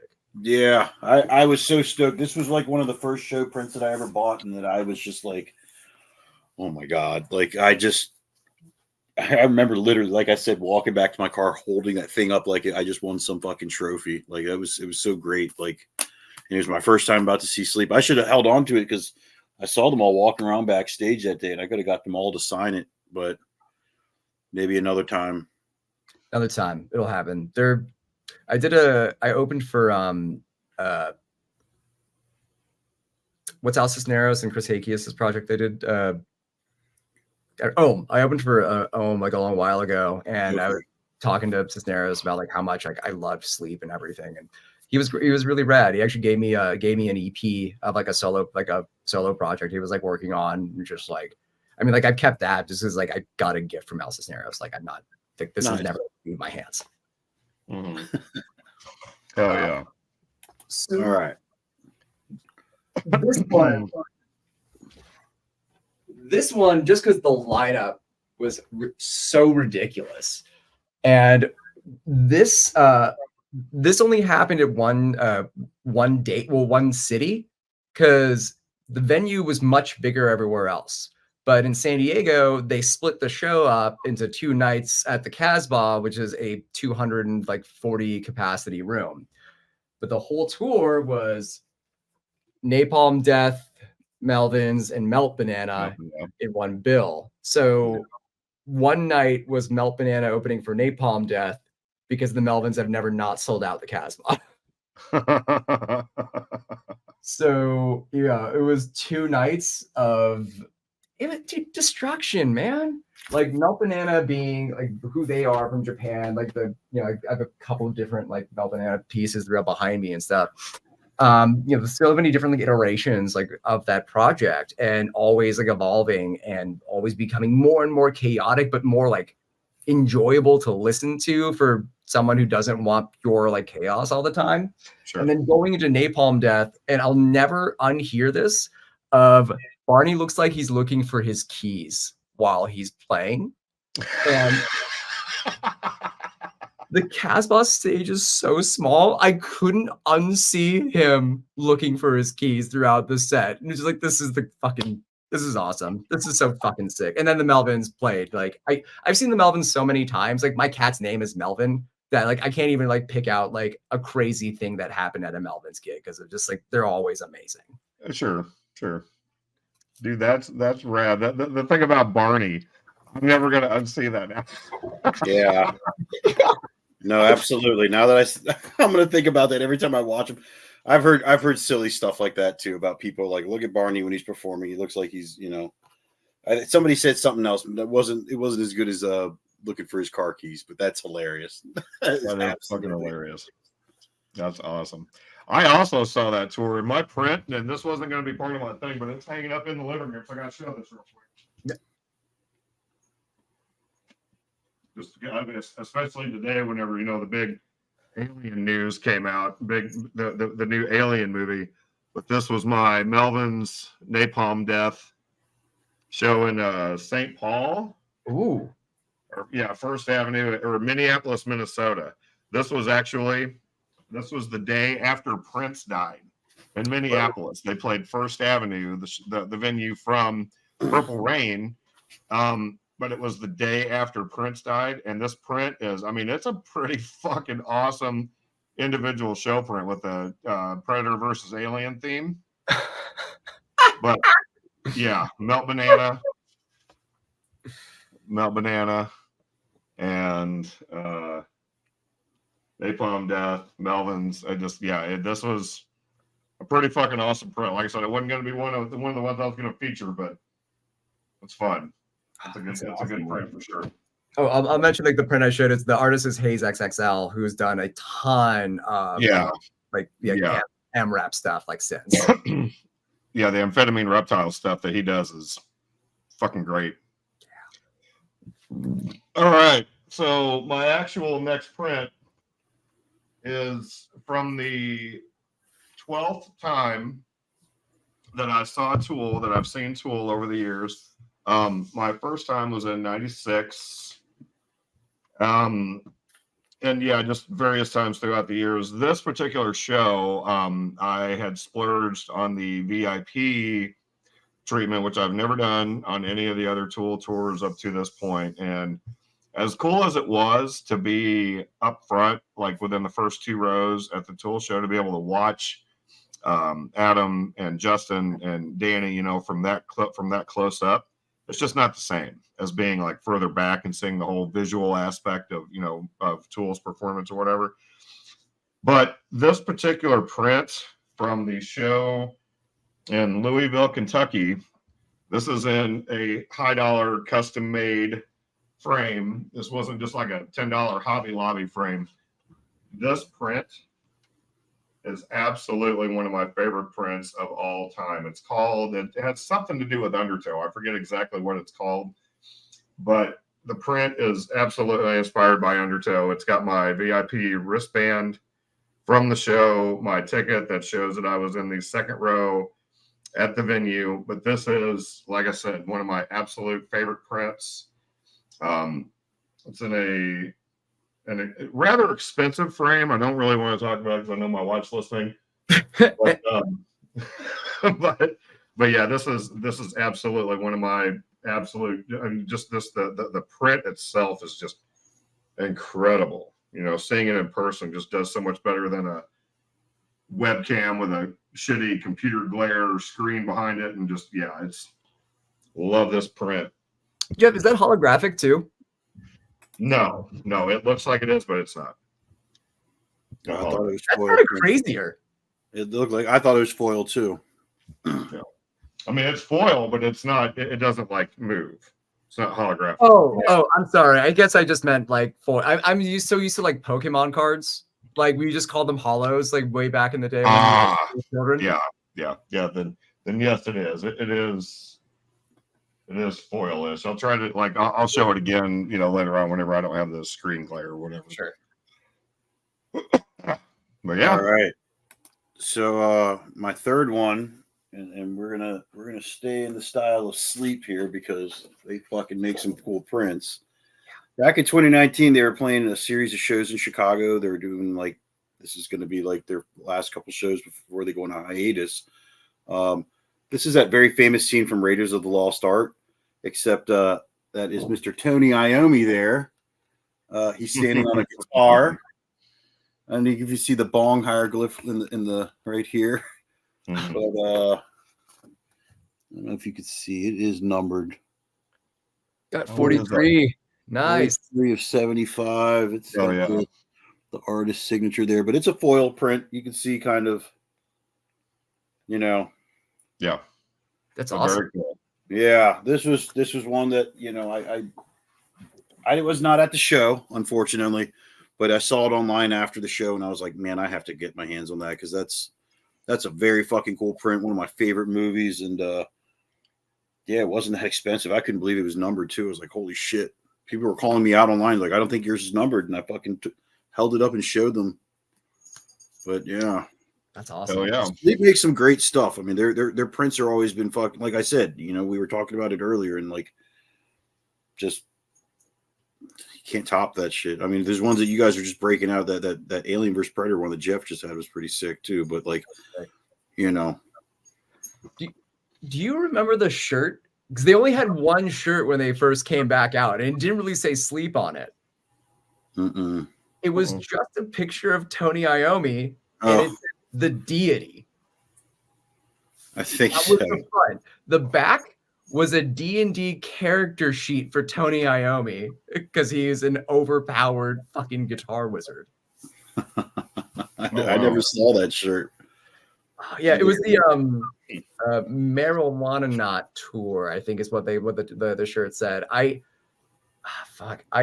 didn't sell it, but it's dude, okay. I think I've sold maybe 300 plus shirts, and I still have so many shirts. I know the feeling, man. It's ridiculous. Ridiculous. So my last print. So if you guys remember years ago, before Deathklock did a tour, they were out with this group called And You'll Know Us by the Trail of Dead, and they were playing just colleges. I didn't get to go to those shows. I had a friend who was going to like the school that like they were playing at in my town, but there was no way. Like it was like impossible. So that was like a test run for like how can Deathklock tour, and then they announced their first tour afterward, and that was this one. And they played with Soylent Green and Chimera. And I got this one from the LA show at the Wiltern. Yeah, over at the Wiltern. Okay. My buddy and I like were there all day because the Wiltern is famously like you have to be the first like 150 people if you want to be at the front of the stage. And we were not 21 at the time. So the San Diego show was at the House of Blues, and typically 21 and up goes to the floor and all ages goes upstairs. And like we weren't going to be upstairs for Deathklock. So we like ditched work and like everything and just went straight to LA and spent the entire day waiting to be like front row for Deathklock. And I love that print. I've never framed it or put it up. It's like one of those ones every time I like look at it, just like, I don't know if I can put this up or anything. Like this is, especially now, like after like, it's been so long since then. Now I'm talking about it, I'm going to frame it and put it up because I just love that I still have it. That's rad. I saw that in Baltimore. Ben Falgus took me and my friend up for that show. That was a really cool one. That's all. Yeah, it was. Yeah. First, Ben was in Soylent Green. Yeah. Yep. For sure. Speaking of Deathklock and getting, the Brendan Small affiliated, I just finished watching the entire season of Home Movies. Oh man, Home movies. I fucking love home movies, dude. Hey, do you want to come over and have some of this tea? Well, it's not really tea, but it'll make you when Gurk was taking out the school nurse. I'll throw this one there real fast. Swans. This was Swans' first reunion show in 2011 Los Angeles. And another one of those bands where like I never thought I had a chance to see them, and then I've seen them so many times since. But like I love the artwork on this one. It someone like once said like looks like a wine label. Like yeah, it does. Wine labels look cool, and it's like this whole like is falling apart into like going into like nature from like biology. So instead of like biomechanic, like I don't know, like biofloral. I just like love the way that this one came out, and it's all like splotched with a bunch of like gold ink, and Michael Draw like signed all of them too. So they're all like, this one's like signed and numbered. So we got 141 out of 150. Yeah, awesome. Love this guy. Fuck yeah, that's cool. Swans. I never got into them. That's more of the like one of the next subjects, the cult bands. It's like one of those cult bands that they have a following, but it's not like a widely accepted, or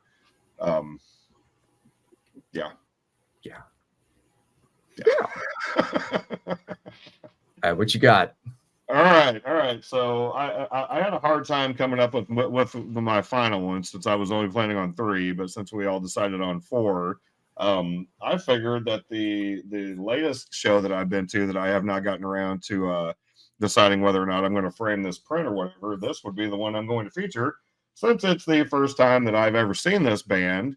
saw them last week. I got to see Sleepy Time Guerrilla Museum finally for the first time since I got into them probably, I don't know, 8 or 9 years ago. Like, I'm not a well-versed fan in the Sleepy Time Guerrilla Museum catalog, but I did actually get to see them in Kansas City on March 11th for the first time, and it was rad. It was a really, really, really good show. And we're Melanie and I are going to see them again this weekend in Knoxville. They're playing a festival in Knoxville, Tennessee. But the print was done by the band Season to Risk. I'm not familiar with this band either, but apparently all of their artwork has something to do with robots, with technology, with advanced sci-fi stuff or whatever. So apparently they just incorporated their robot aspect and used the, attacking the gorilla, Sleepy Time Guerrilla Museum. And it's a cool print, definitely a cool keepsake from the show that will eventually go into a frame and get hung up if I can ever find wall space to hang this up at. And also, to go along with this, the flyer for the show was so cool that I had to take one, that I wanted to have something with this artwork on it, which is taken from the newest album from Sleepy Time Guerrilla Museum, The Last Human Being. Absolutely taken from this art concept for the newest album from them. But yeah, it was something else I had to have from the show just because it's awesome artwork. Awesome artwork. That robot monkey fight might be like my favorite thing I've seen so far because I was so scared. It's a cool print, and like I said, this was done by the band Season to Risk. But absolutely cool artwork. I'm just glad I finally got to see that band, dude. They were fun. How many times have you've seen them? A lot, you said? Maybe like 7 times, maybe. Right on. Yeah. Yeah, they would play a bunch, and just like being in close proximity, I got to see them all the time, and they're such an incredible band. Actually, when they split, they became Free Salamander Exhibit, and I was playing in California Bleeding still, and we got asked to open the show. We played our set, and at the end of it, Nils, the frontman of Sleepy Time, was at the front of the stage, just looking up, and he's so theatrical, just goes, "That was amazing!" Like, I cannot tell you how I'm feeling right now, but I want to go die on the inside. Thank you very much for saying that. Wow. How cool is that? It was a good one. Awesome, man. Awesome. Hi, Nick. All righty. Final one here for me. I cannot pronounce this gentleman's name, so maybe if one of you knows, he's Polish. He's famous for doing bands like Ghost and Watain and Mayhem. This particular thing he did was for Portal, and originally I just saw it on a T-shirt, and I reached out to the artist on, I think, Instagram or something, and I asked him how much for the print that the actual thing that he painted, and he said, "Make me an offer." And I said, "Well, I don't want to sound insulting," and he says, "Go ahead." I was like, I don't know, 200. And he goes, "Yeah, that's pretty insulting." So he told me what he could do is make me a Gishley print. I'm probably saying that wrong. Yeah. And it's for the band Portal. If you can see this here, this is the Gloomophore. But on the bottom here is a picture of they're all playing their playing a little turntable, and this giant ass thing comes out and it attaches to their little logo. But here's the cool part about it here. He wrote, "To Nick, it's one of one, the Gloomophore." He signed it on this side. You can kind of see on inside the frame his little stamp there. Nice. But I can't pronounce the guy's name. It's like Zigbee or something like that. It's very difficult. He's Polish, I know that, and he's a fucking fantastic artist. It's not a show print. It's just something that I reached out to the guy and he made it for me. But the fact that it's one of one and it says "To Nick" on the bottom, I love that. That's absolutely unique, dude. That is so rad. I feel like I got hit in the face with a flex right now, man. Damn, that's sick, man. Portal is so great. You know what's funny is Portal's great. Like, they're disgusting. They're so disgusting. But you I feel like it's one of those bands, if you listen to them and you don't bang your head, it won't make nearly as much sense. And when you do, it like creates that kind of weird like wavy effect, and it makes everything kind of really like cohesive. I feel like the band that does that now, because Portal hasn't done like much recently. Like, when was the last time we heard from them? Do you guys remember? They put out 2 albums in 2021. Okay. So I think we're doing new ones soon, I believe. Yeah, they're awesome. I feel like America's answer to Portal is Vitriol. Okay. They also have a side project called Impetuous Ritual. Okay. And I think between albums they do that. They may have put out something the same time a couple of years ago. But yeah, they do stuff. They certainly do stuff out in Australia, that's for sure. That print is so awesome. Like, to have the artist like that's pretty insulting. I'll give you like this Jizzly print. Like, we'll do it this way. Here's a 1 of 1. I'll sign all this stuff. Yeah. He sent me a bunch of other stuff. Like, I have like some Mayhem stuff, some Watain stuff. He sent me a whole bunch of prints in there. But I was just like, yeah, I really wanted just that. And that was good enough for me. But it's, yeah. I can't find a frame big like to fit it, but it's pretty sick. Very cool. Very cool. I gotta tell you this one little quick Watain thing. We were doing Heavy Montreal, and I went to go settle like the merchandise for the night, because like when you're doing a festival, like you hand everything over for like the fest sellers, and you go get everything at the end of the night. I go at the same time as Watain's guy, and they come back like, "Hey, so you have these 2 patches left. Everything else is sold out." And he goes, "This is such a great day. I've been working out, getting drinks, and I get to come back to a pile of money." Just grabbed his son and walked off. Just like, that was amazing. Dude, I watched those guys beat the shit out of the bass player from DRI on stage while they were playing at a Maryland Death Fest years ago. Yeah. I think there's video footage of it somewhere on YouTube, but yeah, that band was no joke, man.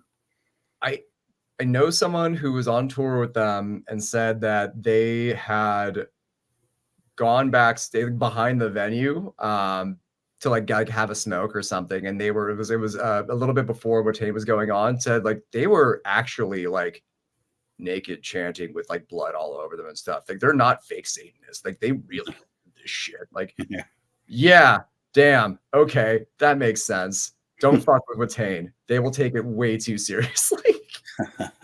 Wow. Yeah, no, for sure. I love the dedication though. Like, just like it's like you guys ever hear that band way back from California called what was that dude? They had this song Sinister Clock, Kettle Cadaver. Check out look up like the documentary for Kettle Cadaver. That dude started the band because he was tired of like bands like Slayer and stuff not being real. And so he like found a way to make things very, very real. It's worth looking into. Kettle Cadaver. Actually, they opened for Cattle once. I think Travis told me what happened was they set like something like with like put a bunch of like thumbtacks in the ground. He like climbed up like a thing and jumped off like right like onto like all of the thumbtacks or something. Sounds like a wrestling fan. Yeah, I mean, sounds like it. Mick Foley's my favorite wrestler ever, and just sounds like super Mick Foley on that one. Oh, we're not doing wrestling. Do not get on a wrestling tangent, you guys. Okay, what are we on? Bands so the next topic it would be bands that should be bigger. And Ross, go ahead and kick this one off. I cannot say enough things about Haunted Horses. I love this band. I have loved this band since 2014. They released a record in 2014 called The Watcher, and I was so obsessed with it that I would just start just messaging them on like whatever. I think it was just like on Facebook at the time. I just like, if you guys ever need a San Diego show, like I got it. And just was relentlessly annoying about it because I selfishly really wanted to see them. And then after a little while, I was really good friends. I'm really good friends with this band who's Oxysgord, who later became Fucked and Bound, which is now what are they now? Filled is Eternal. And Brian from all those projects ended up joining Haunted Horses on bass, and they started going like way more industrial, more like heavy. And then they released this one on 31G in was this 2 years ago? 1 year, either 2022 or 2021. 2022. 2023, yeah. Yeah, because I want to hear this. Yeah, the worst has finally happened. There's like this sense of etherealness, the sense of like not of this earth that I think some bands like do so well. And I feel like some bands like Neubauten or Swans or like Coil or the group Comus from like the 1970s, like you listen to this stuff and you're just like, a human didn't make this, like something else did that. That's how I feel about this band. Like I've become very close with them. I actually joined a management company at one point and helped with like, getting like stuff for them like release and stuff. And like the fact that they aren't more well known, the fact that people like don't jump at every opportunity to listen or see them, like it blows my mind. It's like they're so good that they just have to be a bigger band. Yeah, this is the 31G press. This is the limited to blue, I believe. All 31G stuff is Pirates Press. So this one's got the, this is blue with the smoke fade in it. Oh, cool. Nice. Yeah, beautiful record. I like Pirates Press stuff, man. Like, I feel like they do a pretty decent job. I know there's been like a couple of years where it's like quality is like a little bit off, but yeah, I feel like recently they've become such a powerhouse because like they were like one of the few names that you could still go to when records were getting really, really popular again. Remember that whole like when one of the manufacturing plants like burned down, like one of the few in the world, and then all of a sudden vinyl became 1,000 times more expensive. Yep, I remember that. Yeah. So I'm glad like that Pirates Press was like, well, we got to make sure quality stays up, and I'm glad that some labels like 31G and stuff like stick with like something that's always going to sound good. Sure. Yeah. Very cool. Haunted Horses. I just added them to my Spotify playlist. I'm eager to hear this band. Nice. Very cool. Especially something 31G put out. I mean, Justin doesn't play. He puts out some good stuff. So I'm excited to hear that. He's a risk taker, and I'm all about it. Yeah, me too. All right. I am glad that you didn't say what. I don't know why I would have thought that you would have. But I'm sure you would have. I'm curious. My band that I think should be bigger than what they are, Igorr. Yeah. Igorr. This band, I was introduced to this band because of Travis from Cattle Decapitation. Jesus Christ! I can't wait for him to see this episode. But it's all about Ross and Travis. But yeah, I was introduced to this band because of Travis's affiliation with. He helped get them signed to Metal Blade. Yep. Yeah, he had a big hand in the signing of Igorr to Metal Blade Records. But he did a guest appearance on the song Cheval. I'm sure I'm mispronouncing that. Cheval. I don't know what the song's called. But Travis's vocals inspired me to listen to this band, and I have not been disappointed since. I've been a fan ever since Savage Sinusoid. I pre-ordered the Spirituality and Distortion record. I finally got to see them live for the first time last September, and it changed my life. I mean, seriously changed my life. They are just so dynamic live. It just the theatrics and the operatic vocals and just the trip hop and the death metal and just everything is just phenomenal. This band are just so good. But yeah, more people should know. And the venue that I saw them at, Fine Line in St. Paul, Minnesota, was packed. I mean, people there knew about them, but it was a small club. It held like maybe 200 people, 250. It was one of those small, intimate venues, and they should have been playing bigger venues. I'm sure one of these days they will, and I'll be like, oh, they're too big now. But yeah, I love Igorr. More people should hear about him. More people should not try to buy their records, because then they're going to start taking into the records that I could buy. But yeah, phenomenal band. They should be bigger. This pressing, I forget, like they did 5 or 6 different pressings of Savage Sinusoid. I'm happy with the one that I got. I think this is the Tiger's Eye, I believe, pressing. But yeah, I've got a couple of different pressings of this. During I believe it was during the pandemic or not too long after, after Savage Spirituality and Distortion came out, Nessie, who has been brought up a few times in the show, did a pressing of Spirituality and Distortion, and it sounds incredible as usual with the Nessie pressings. They do a phenomenal job. I forget what color pressing this is, but it is damn pretty cool, you know. Is that black with splatter? Black, yeah, it's a black with like a mint green.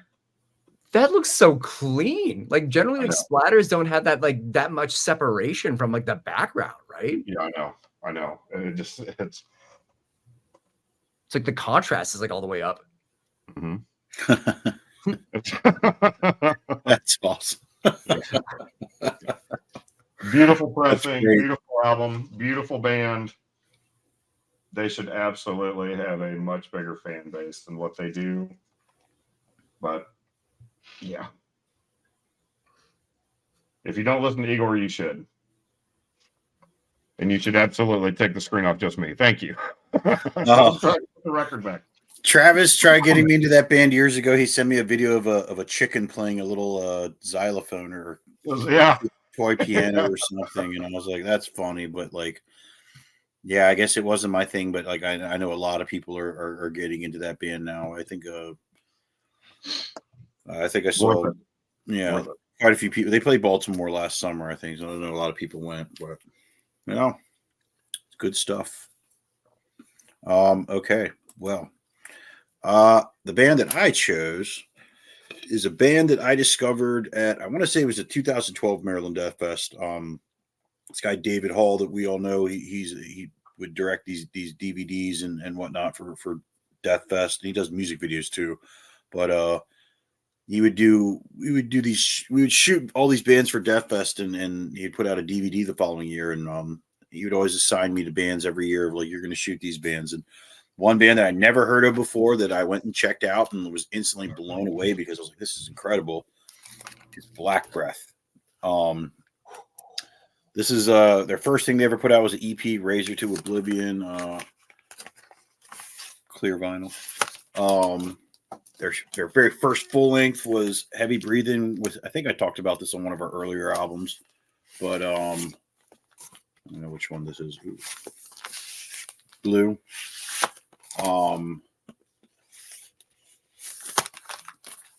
Their third album, which is probably my favorite one, Razor to Oblivion, or no, Sentence to Life. I don't know what I'm talking about here. And this would be the clear pressing. And then their final album, which bums me out because I love this band. I wish they kept putting stuff out. This is Slaves Beyond Death, and gold vinyl. These guys should be way bigger than they actually are. They're like the guitar tone is very entombed like. His vocals, I don't know how to describe what other bands I can tell you that this guy sounds like. They claim they sound like Autopsy, but I don't, maybe a little bit, but like his vocals are very unique. They're such a great live band. Back in December of 2019, their bassist passed away, and I found out a couple of years ago that I guess they're no longer a band because of that, which is understandable. But they're such a great band. I discovered that they're going to put out a box set for Record Store Day. It's all these vinyls plus the cassette, everything on cassette tape. So hoping I got a buddy somewhere out in Missouri that can help me out with that. But Black Breath is my choice for that band, for bands that should be bigger, because they absolutely were the definition of underrated. Right on. I almost did that exact one.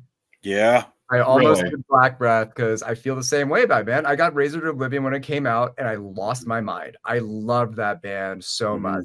Everything they put out was like banger after banger, and they did, And then Heavy Breathing, like, dude, Spit on the Cross, like, come on, like that song does not fuck around. Even the song Heavy Breathing, like that when it fucking kicks in the middle, oh man, they're great songwriters too. Like this album right here, there's a song in here called The Flame. That's like probably my favorite song by them. They're so fucking good. Like it's a shame that, rest in peace, Eli. He was an awesome dude. I really wish that they had I get it. I respected him that he want to continue, but damn, they were every time I would go see them live, the singer and the bassist were the two that I usually kicked it with, Eli and I don't remember the singer's name. Charlie? No. Nate. Yeah. So I became kind of annoying to them for a sec because I found their demos. I don't know if you've ever listened to the demos, but they have a song called Christmas in Hell. They do not like acknowledging that song. So a show I went to go see them, and the band I'm going to bring up is Trap Them. I couldn't find my shirt. I don't have the record with me. Trap Them's Darker Handcraft was my album of the year it came out. Because it has a lot to do with what you're talking about with Black Breath. There was this blackened death sound that was very Wolverine blues, like Entombed, that was taking over. But it wasn't just because the tone was so good, it was because that you can sink your teeth into those songs. Like those breakdowns, like they made you stop and pay attention. And then when you went to go see them, like, dude, I don't know how many times I've seen both those bands and being like, why the fuck is there not a pit? Like, this is driving me insane right now. Like, everyone should be killing each other without going. And how hard they go. Yeah. Yeah. Dude, I remember when A Darker Handcraft came out, I was like, wow, man, like this, that's easily the best Trap Done album in my opinion. But man, they fucking, you're right. That tone, it's just, like you said, something you can sink your teeth into because Agoraphobic Nosebleed, they put out Altered States of America, and his guitar tone is very much like that buzzsaw guitar tone. Like, I love it. I fucking love it, man. Also, the drums, like when a record comes out and the drums are so driving, but you don't notice them, like that just shows how much like work that drummer is putting in, because it is a fucking it's a tornado, and like everything has to be so cohesive and so powerful to keep you like moving and not paying attention to like individual things that come up. That's something about like what makes a band good or not, right? Like when we can take things apart as we're listening, like we're taken out of that moment, right? So when a band like that puts something out like that just fucks your brain, it needs to be paid attention to. And yeah, man, I'm with you on that. I think Trap Them and Black Breath, because they're both from Seattle. They're both like, they toured together a bunch. Yeah, very, very, very underrated. Like, so I guess I got to see Black Breath on this tour. It was Ludax. They broke up right fucking before I got to see like the show was going to be. It was Ludax, Black Breath, Coalesce, Dillinger? Wow. No, Converge. It was Converge. Okay.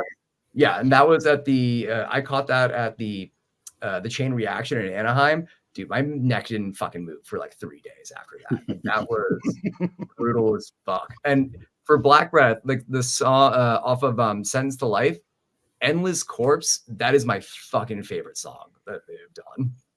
I remember the first time hearing that, I was like, man, the slow song, how are these guys going to do this to me? And then that turned out to be like the fastest one on the album. Yeah. Good one. Yeah. Yeah, Trap Them, definitely check that one out. Of all the records, agreed. Like Darker Handcraft is so fucking punishing. Like Evictionaries, Scars Align, like God. There was a band that Jeff used to talk a lot about that I saw with Black Breath once called The Secret, and they kind of had that same like from Italy. No, this was a different. Jeff, where were they from? Is it the Goat Head? Yeah, the Goat Head. They're from Italy. Oh, are they? Yeah. Oh, Southern Lord. They're from Italy. Oh, okay, cool. I did not know that. Fuck. Yeah. I was a Southern Lord collector. Like I had every Sun record. I have early presses of a lot of that stuff. Like first time I got to see Sun, I got the triple picture disc of their first release of the Grim Robe demos. Like that shit sold real fucking fast when I was selling my records. Like Southern Lord shit just got taken. Oh yeah. Speaking of Trap Them, like I was looking through my collection because I was a Trap Them fan, not a huge fan, but I had Filth Rations. I have Seance Prime. This band is phenomenal, and I have not given them near the attention they deserve over the last few years. But my cool story about Trap Them in 2009 at Maryland Death Fest, Bolt Thrower played like the first or second night of the fest, and then the last night of the weekend. Who was it that canceled, Nick?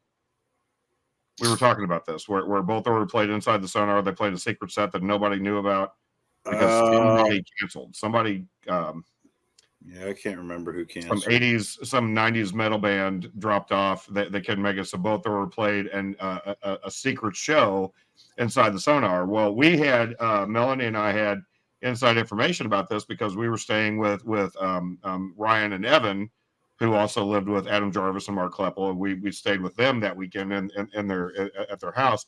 And Adam was telling us the day of the show, he was like, "Hey, don't tell anybody, but Both Thrower is going to play a secret show Inside the Sonar at such and such a time." And so we knew this information, so we went in and got our spot on the front barricade a few bands before Both Thrower went on, and Trap Them were the band to play directly before Bolt Thrower Inside the Sonar, and their set was fucking insane.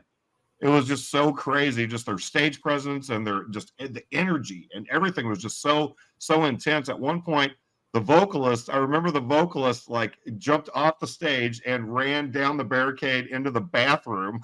It was like, what's going on? What is this band doing? And I became a fan of them immediately afterwards. I'd heard their name tossed around here and there or whatever, but just their presence, their stage presence, and just the energy was just. I've got a great photo of the singer climbing on me from that set. What you're talking about when he climbed over the barricade, he's like got his arm all up on me and shit. Yeah, the guy from Return to the Pit took a good photo of that. They were great that weekend. Yeah. I remember that band intimidated the shit out of me. Like I'm not talking to any of them. They feel like they're going to eat my face. I'm scared. I saw them one time at the Sonar in Baltimore, and Andy from Every Time I Die filled in on guitars for them. And there was some drunk idiot who just kept like getting up in the singer's face and like acting like he was singing. And the singer at one point was just like, "Dude, are you even a fan of us, or are you just up here fucking with me?" And the guy was all drunk and he's walking. He bumped into the singer from Gaza and shit. Just made a fool out of himself, and he walked away. I guess the singer's name is Ryan, and he didn't tolerate that dumb shit at their shows. So, like you said, you think these guys are going to rip your head off at any time, but yeah. Great band. All right. Next category, cult bands. These are awesome topics, by the way, Ross. Thank you very much for picking these. Dude, I forgot where we were in the episode. Like I forgot what we were talking about. What subject we were on. We just finished our bands that should be bigger, and next topic, cult band records. Okay. So a lot of people know this band because of the collaboration. Or not band, this artist, because of a collaboration with Full of Hell. I've looked for this album forever. It's hard to find on vinyl. It was repressed by Relapse in 2018, 2019. But this is Merzbow, and this is Pulse Demon. So this is noise. Like not even just like, oh, this is noise. Like, no, you put it on, you're just gonna get static in your face holes. I don't know what it was, but like when I was like 15 and my buddy was really into it, and he clamped his hands on the headphones around my head and wouldn't like let go. And the volume was cranked way up there. And after like a second or two was like my brain shut off, like in a way that I hadn't experienced before. It was like taking drugs through audio. and I became obsessed with noise. So like Merzbow led me to like a bunch of other kind of like noisier artists. Who led me into like Neubauten, led me into like Alb or a bunch of stuff. And so Merzbow has this thing called the Merz box, which is 50 CDs of noise. And my buddy downloaded all of it through SoulSeek back in the day because it was also really hard to find that stuff. And we spent like 2 days like straight like listening to it. And I still do it sometimes too, but like I'll put on a Merzbow record. This is my favorite one. Like I love a lot of the albums he's done. I love like the Merz beat stuff. I've been really fortunate to be able to like see him perform a couple of times.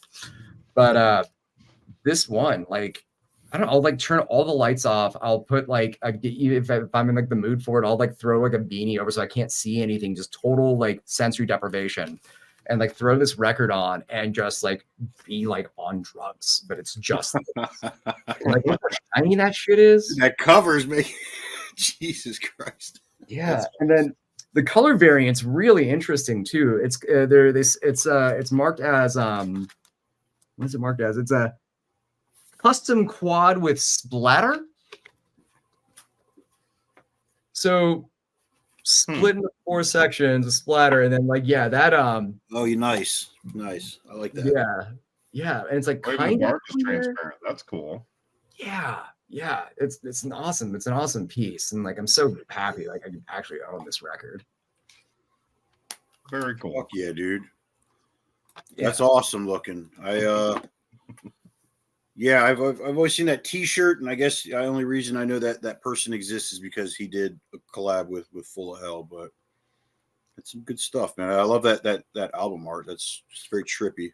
Yeah, like you said, you feel like you put it on. I feel like I'm looking at that and I'm on drugs. Totally, man. It's music's so cool, right? Like you can just get so many different like things out of it. No, for sure. When I was a teenager, that was Tool for me. Totally fair answer, man. Absolutely. Yeah. No, for sure. Jeff. All right. So bands with a cult status. One of my favorite bands that I've started getting into a lot more over the years. I've filmed their drummer Nick Yakshin a few times. And we referenced him in the this band in particular whenever we were doing the James Watson episode. Sumac. Sumac they have a definite cult following. They are very highly credited in the underground scene. And just this I didn't even really get into this, but this slipcase that this album comes in is just so cool. The packaging for this is just so cool.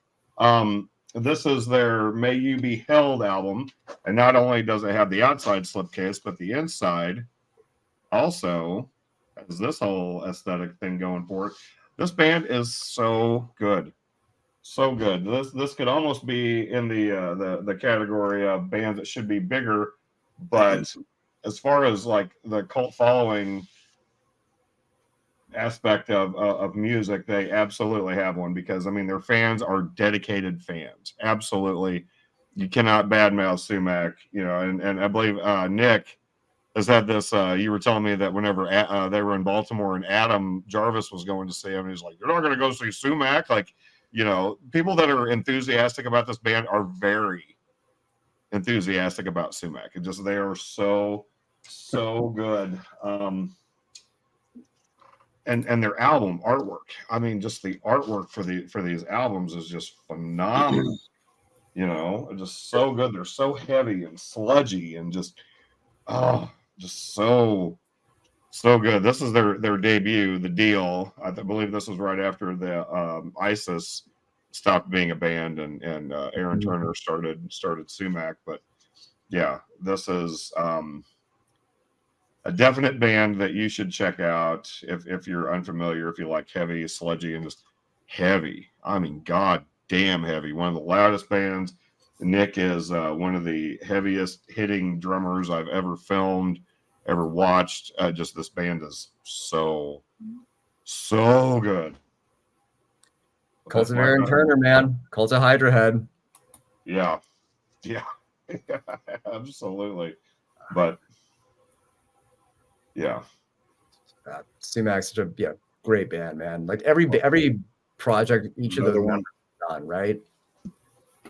You got another one there, Jeff? No. That's the next topic. Next topic. It was actually in DC where I ran into Adam, and it was because a friend in Dallas wanted a tour exclusive vinyl, and he hit me up. He's like, "Hey, can you go to this show?" And I sat out there. I remember just sitting at this table, and I saw Adam and his girlfriend sitting at the table in front of me, and she looked back and waved, and Adam was like, "The fuck?" And I was like, he's like, "What are you doing here?" And I was like, "I'm not going to this show. I'm telling you that." And I actually ended up giving Adam the money, and he ran in and bought that record from my friend. So, but yeah, I gave him a fair listen a couple of years ago. I was driving him from Philadelphia late night, and I put on their discography, and it was a little different than what I was expecting. But I guess a lot of people were like, "Oh no, dude, you got to go see them live." Like, I guess live makes a whole different world of change than the albums. And some bands are like a million times better live than they are on albums. So I can imagine how fucking killer that crushing their sound must be live. The weekend that you came out for Metallica, they were playing in Colombia, and if I didn't go to Metallica, I would have went. Dude, it was. Was it on one of the nights? It was on one of the nights. Okay, it wasn't Saturday when we had nothing to do. Yeah, if it was Saturday, we had nothing to do. We would have absolutely gone to Colombia to see fucking Sumac. But it was the night that Metallica was playing in St. Louis when you flew out here. So I was like, Metallica or Sumac, Metallica or Sumac. Leave Nick at home or go see Sumac, Right. Oh, that's funny. Oh, man. Was it my turn? Yes. Yeah. All right. So I had to get help with Ross on this subject because I'm not I guess I don't own too many cult bands, but we've talked about this band. I've talked about this band earlier already, and that is Full of Hell. They are from a small little town from my state called Ocean City, Maryland, which if you're from Maryland, Ocean City is like a vacation town. It looks like a little island, basically, if you looked at it on Google Maps. But when I found out they came from there, I was like, holy shit, that's amazing. Like I started asking about all these little restaurants. And when I was a kid, my dad's band used to play out there a lot. So just knowing that they came, that was like our vacation when I was a kid. Once a week in the summers, we'd go out there. So when I met these guys and I would ask them, like, Figures Island, they knew all that shit. It's so cool to know that. But one of the albums that I'm showing is Garden of Burning Apparitions. I'm not going to break out my entire discography. This was like a screen print that they did. I think this is their second album that they put on Relapse. This is 22 of 150. And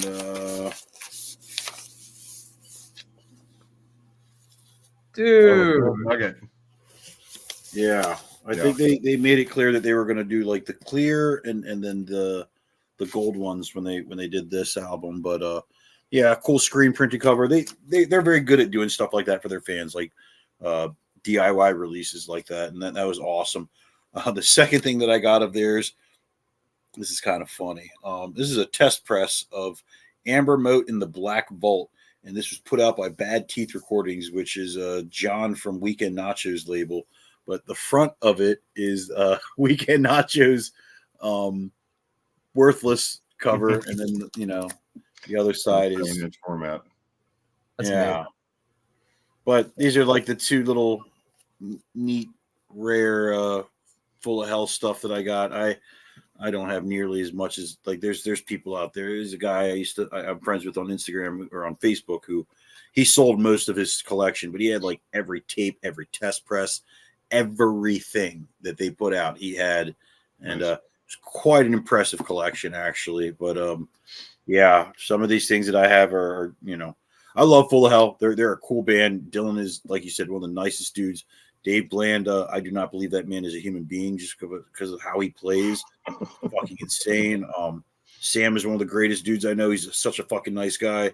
And Spencer, I don't talk that much to him, but he's always been very nice. He always acknowledges me when I see him live. So great band, great people. Fucking yeah, I can't say enough good things about Full of Hell, and that name fucking rules. And their first album, Roots of the Earth Are Consuming My Home. It's one of the best titles I've ever heard for an album. dude, isn't that 7-inch? That's the one where they cover Melvin's Oven.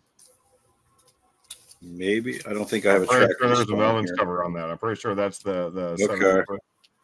Nice. Yeah. Nice little factoid there. God, I love so much that Spencer like found Harvey Milk and became his favorite band, and then it started like really fucking with like the songwriting for Full of Hell. Like that was awesome, so awesome.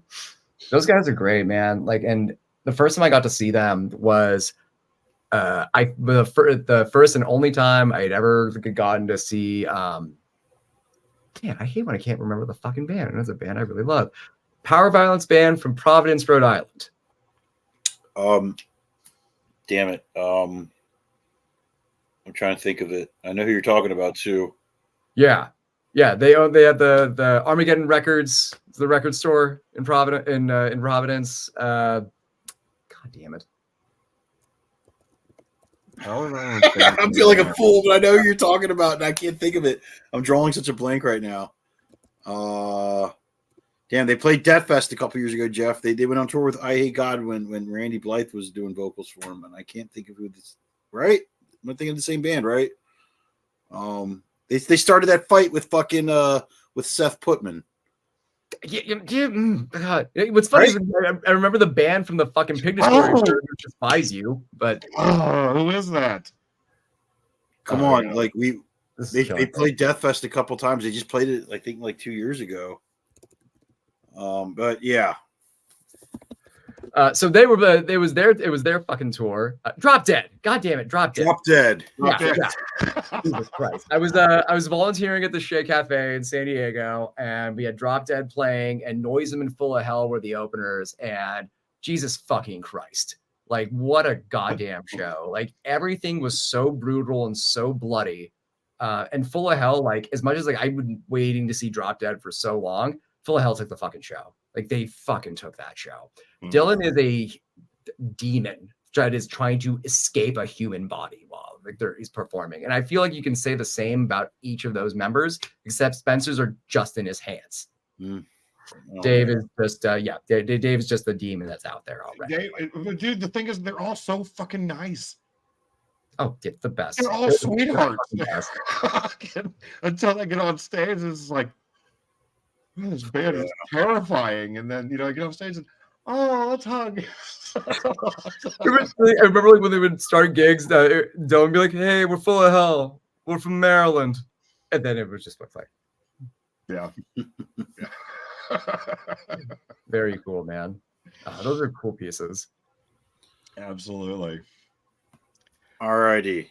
So the next subject we got is Got Away, Then Repressed. So this was a head scratcher for me, but let's see what you came up with, Mr. Ross. There are three that definitely happened. So I'm going to talk about just these like very quick. One is the Electric Wizards Dope Throne. That took me forever. And in the mid 2000s, before Rise Above Records like repressed it, it was a $350 record. Like, you would be fucking lucky to find it. Right.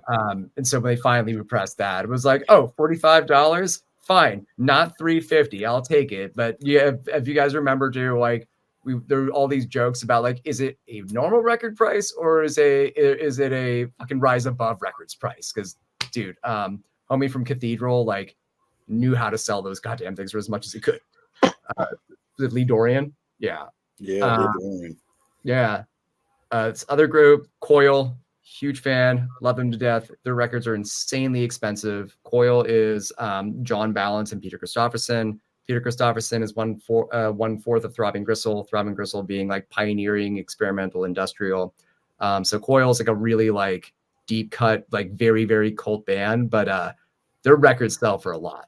One time I found their album, Music to Play in the Dark, which I've been looking for a long time, for $350. I've only seen it sell for $800. So I did the dumb thing by messaging the seller on Discogs of if they still had it. And in that period of time, I lost that record. $30 later, after like years later, like finally get to have it. The one I want to talk about is the band behind me. That's Botch. It's funny that you bring up Sumac too, because Brian Cook, as the bassist of Botch, is Sumac's live bassist. Botch, like the hardcore band that I never got to fucking see. I was super lucky, like the bands I was talking about earlier, the Haunted Horses and Phil is Eternal. When Botch did their reunion shows, those were the two bands that played their 2 days that they asked to open. So they reached out, like, do you want to work these shows? Like more than anything in my fucking life.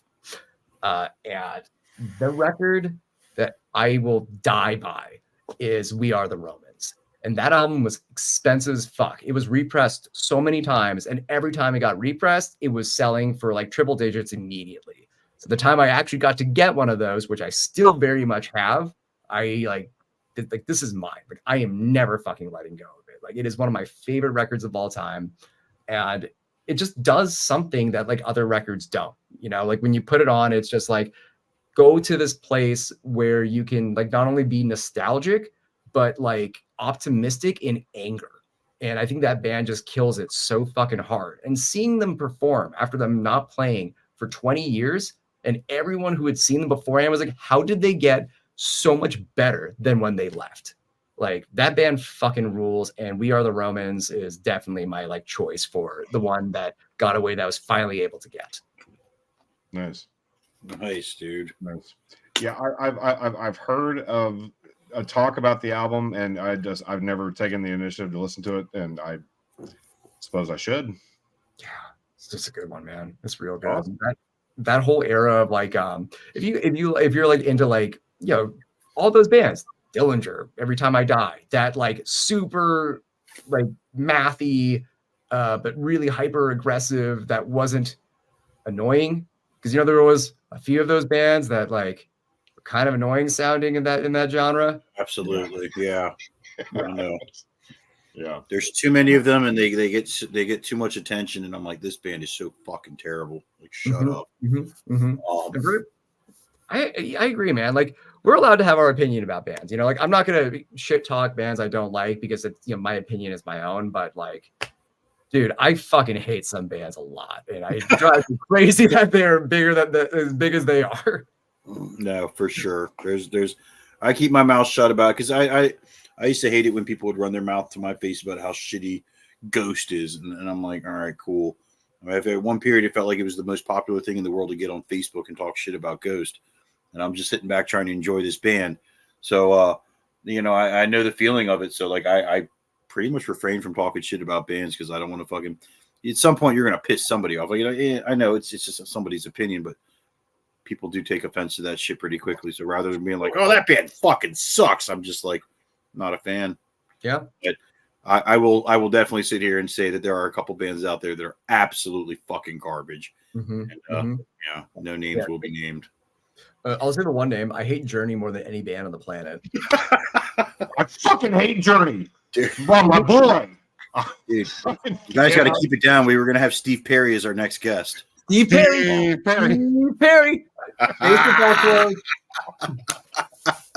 You've been psyched out, fool.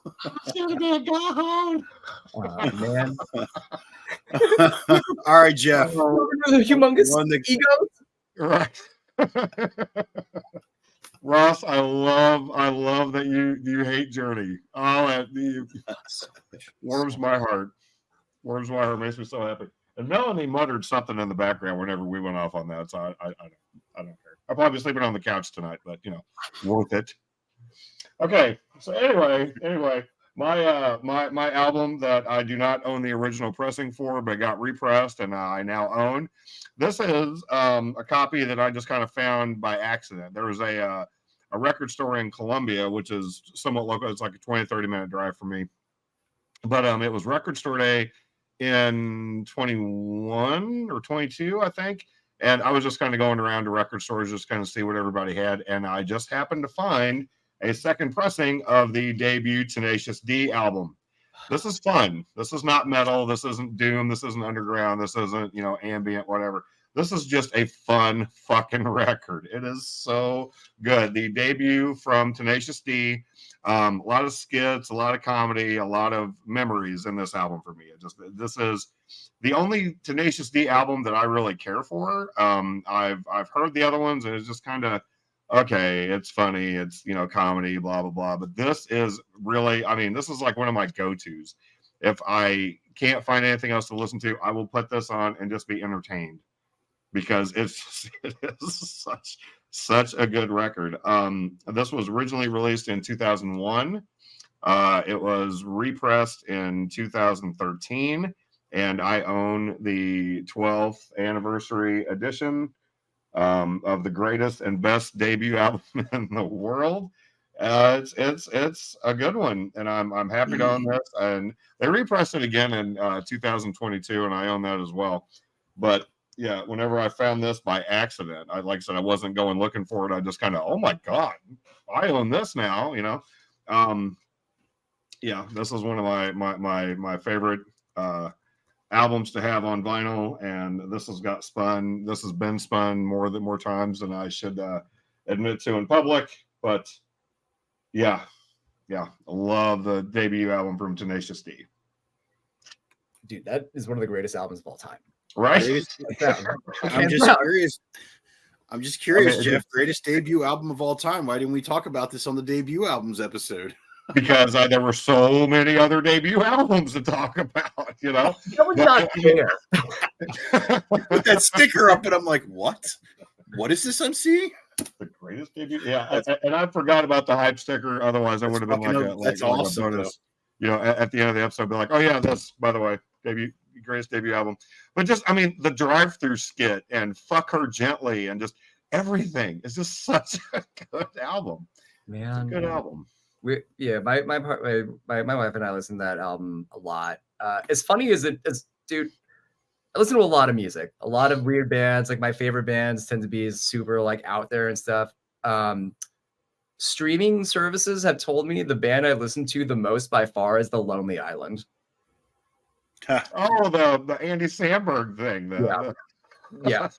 I don't know if you guys have seen The Bash Brothers on Netflix, but it is the greatest thing to ever be released by like a comedy band. Please watch it if you haven't. It is 30 minutes of perfection. The Bash Brothers? Bash Brothers. It is Mark McGuire and Jose Canseco in their album of raps. That's fucking hilarious. I've never heard of this. It's the fucking best. Like Tenacious D and like that, just really, really fucking good comedy bands. Like do two things incredibly well, and I think that needs to be respected a lot more than they fucking gets. Wow. Okay. Bash Brothers. I'm gonna look that up right now. Alrighty. So my got away and then repressed would have to be Death Symbolic. If you tried looking up the original pressing of this, which Roadrunner did, I believe. This was hard. It was a hard one to fucking find. I guess no, Roadrunner repressed it. No, Metal Blade. I don't even know shit. I do know that I own it on vinyl and it's white. That is clean. Yeah, man. This is a great fucking record. Some say this is the best Death album. Not my favorite, but I like this one a lot. There's some good songs on here. Crystal Mountain, Without Judgment, Misanthrope. That's a great fucking song. It's a very underrated Death song. Yeah, man. This is a I think Gene Hoglan played drums on this record, right? Is Symbolic before or after Human? I can't remember. After. Yeah, it's Gene Hoglan for sure. Yeah, Gene Hoglan, Chuck Schuldiner, Bobby Cobell, Kelly Conlon. Yeah. Good. This is a great record. Such a cool fucking album. And yeah. The artwork of that record is $100 for an original pressing, but I definitely scored this one. Yeah, that's awesome. I love the artwork on that one too. Like of all the Death records, that actually might be my favorite album art. Okay. Like Spiritual Healing is hilarious. Like Human's got that really, really fucking cool image. Like that one is the most like kind of out there, like painting sort of like style to it. I think it being such like a strange looking cover is why I like it so much. But yeah, I think I listen to human and spiritual healing the most, like of like all the death records. I've always been a leprosy guy myself, but yeah, the spiritual healing one does kind of have that comical stuff to it. But yeah, man. And then I guess at the last minute we have decided to throw in laminates. I don't know how we're gonna do this. Do you just want to show all yours off at once, and then we just go in a circle like that? Because sure. You can start this one off because I know you and Jeff probably have like loads of the same ones, but we'll see ones. Probably, yeah. I mean, like my first, like this is the first one. Bay Area Death Fest. Yeah. That was like fun little Bay Area Death Fest one from 2015. So we got Cattle, Origin, Fallujah, Zenith Passage. First night, second night was Psychroptic, Condemned, Alter Beast, Archaic, Hardy Cannon. Oh my It was a fun night. Yeah, that night we went to go get some food at Farolitos in San Francisco, and 5 seconds after being there, like Travis walks to the van, runs right back, be like, someone's looking into the van right now. And so just all charge out there, and these two dudes like, oh, we painted that graffiti that's on the wall right next to the van. Like, yeah, sure it was. We're gonna go move the van right now. Okay, bye. Damn. Wow. Yeah, it was a weird one. Wow. Yeah. That first tour I ever did with Cattle was I was their tour manager, was that one. It was the it was the Anthropocene, the North American Extinction, and that shit was 3 tours back to back. It was 10 weeks because first leg was Cattle, King Parrot, Dark Sermon, and Black Crown Initiate. So that was like a lot of bands that like people like loved after they were gone. Then right after that, we joined up with Cannibal, and there was Surreption and Cattle opening for Cannibal. And then on the way back home, we did we did the run with fucking John Maddow's band. Fucking God damn it. He's gonna be so mad at me. What band? Who? You know John Maddows, the guitarist? Abiotic, them, those guys. Right on. Yeah. I'll stop by that one. I got too many fucking languages.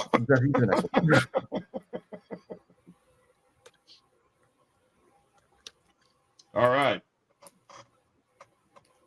My turn for laminates.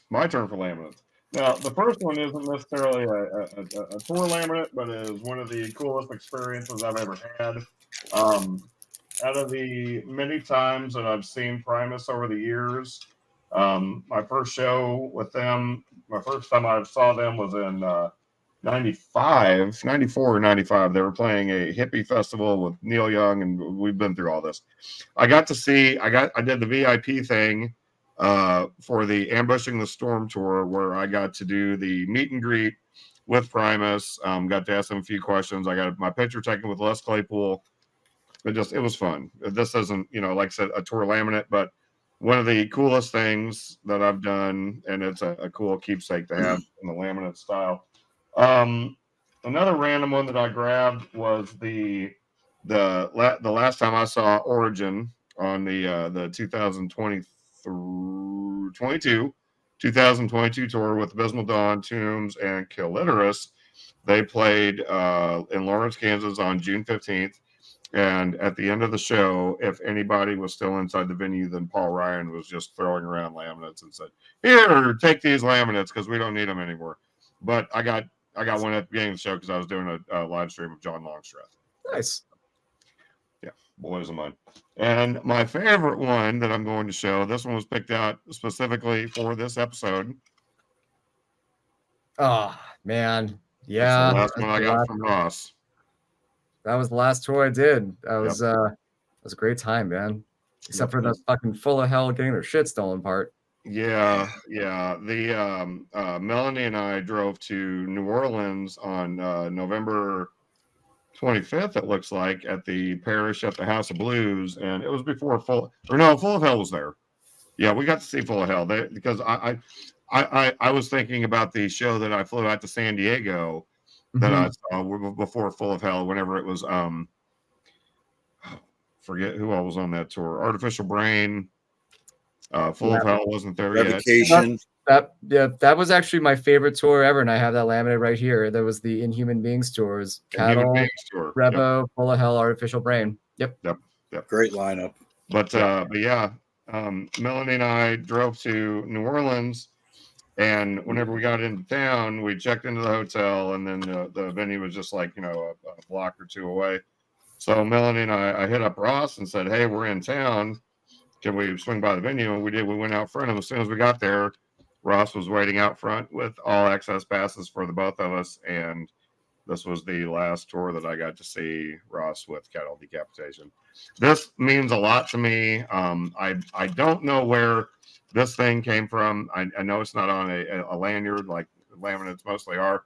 I can't remember if I got this from you, Ross, or if I got it from like, I don't know, a local store or something nearby. But this is what that laminate has been on, and the Bring Back the Plague button also went with it. I believe I bought it the same night as at the show, but this has been hanging up on my wall just like this ever since we got home from that tour. Man, that's but awesome. Yeah, this was the last tour that I got to hang out with Ross at. That was the most technically difficult tour I had done because there were so many issues we ran into. Like, yeah, so Atlanta, Full of Hell, had their van stolen. There was a big problem with the border. We got, I had a few people who couldn't cross, so we ended up one night where it was just 3 bands, and it was like a 5-band bill. Author and Punisher's van broke down on the East Coast, and I think they missed like a week of like that run, which is a lot of fucking days to have to miss. Like every day on the phone with Tristan, it's like, dude, this is the next thing, dude, this is the next thing. Like, man, this sucks. But what was great though is that the fans were so understanding and like so happy to like support. And like that's the thing that I really love about like a lot of these strong like music communities is that people understand. Like people like can get the loudest people are like the fewest, right? Everyone else like wants to help out all the time. Right. Oh yeah. Alrighty. Well, I got some gems in here. I showed you this earlier, Ross, and I'll start off with this one. This was the very first laminate I ever got. This is a Lamb of God, all access on the back. It's got all these dates. I saw this on, where is it? April 16, 2001 at Jackson, Springfield, Virginia. Lamb of God was the opener. Chris Adler gave me this, by the way. So cool. Lamb of God was the opener. It was The Haunted, Demu Borgir, and Cannibal Corpse. It was called the Spring Break Your Neck Tour. And if you think about that time and the albums that those bands were putting out, The Haunted Made Me Do It, New American Gospel, Puritanical. Dude, what did Cannibal Corpse have out? It was a pretty epic tour. I was one of the very first laminate I ever got from a band. That was pretty awesome. I got a bunch of Dying Fetus ones here with the Incantation Genocide Pack tour. This one is one that I did with them. How about that? Look. Oh, that's awesome. That's awesome. What's that? I can't remember the guy's name. He made that for us. I got a Despised Icon one from that show in Baltimore that they did with Full of Hell, Cattle, Revo. They were on that. They jumped on that bill. Yeah. Got a couple Darkest Hour ones here. Oh, this is a good one. Death Angel, Revocation, 3 Inches of Blood, Battle Cross, Diamond Plate. Yeah. Wow. More Darkest Hour, Dying Fetus, Misery Index, Arsis. Ooh. Summer Slaughter 2010. Necrophage 2009. Necrophagus, Suffocation, and Cephrium, Darkest Hour, Winds of Plague, Dying Fetus, Born of Osiris, Origin, Beneath the Massacre, After the Burial, Decrepit Birth, and Blackguard. Look at that one. Dang. And then I'm going to end on this one. This was a really cool one. This is a Cattle played. This is called the Show of the Summer. This was in Fredericksburg, Virginia. Look at all those bands on that right there. Oh, the Summer Slaughter, yeah, with Dillinger on that bill too. Wow. This was that show we were talking about earlier with the In Ecstasy song came from Dillinger. If you've ever seen that video on YouTube, anybody's watching this where Dillinger destroyed the ceiling in like the first minute and then just like played the show with like the ceiling hanging down. That was a show that I filmed. That was this show. But yeah, quite a few passes here. I got a bunch of those VIP meet and greets and all those things too. But you know, this is the main one where I hang stuff from on because I you know. The Dying Fetus one's like the Denny's one. I fucking love that one. That was a good one for sure. That was gold. I feel like I want to show like some like the funnier ones for sure. Yeah. Absolutely. So this one, so we went out with Cannibal.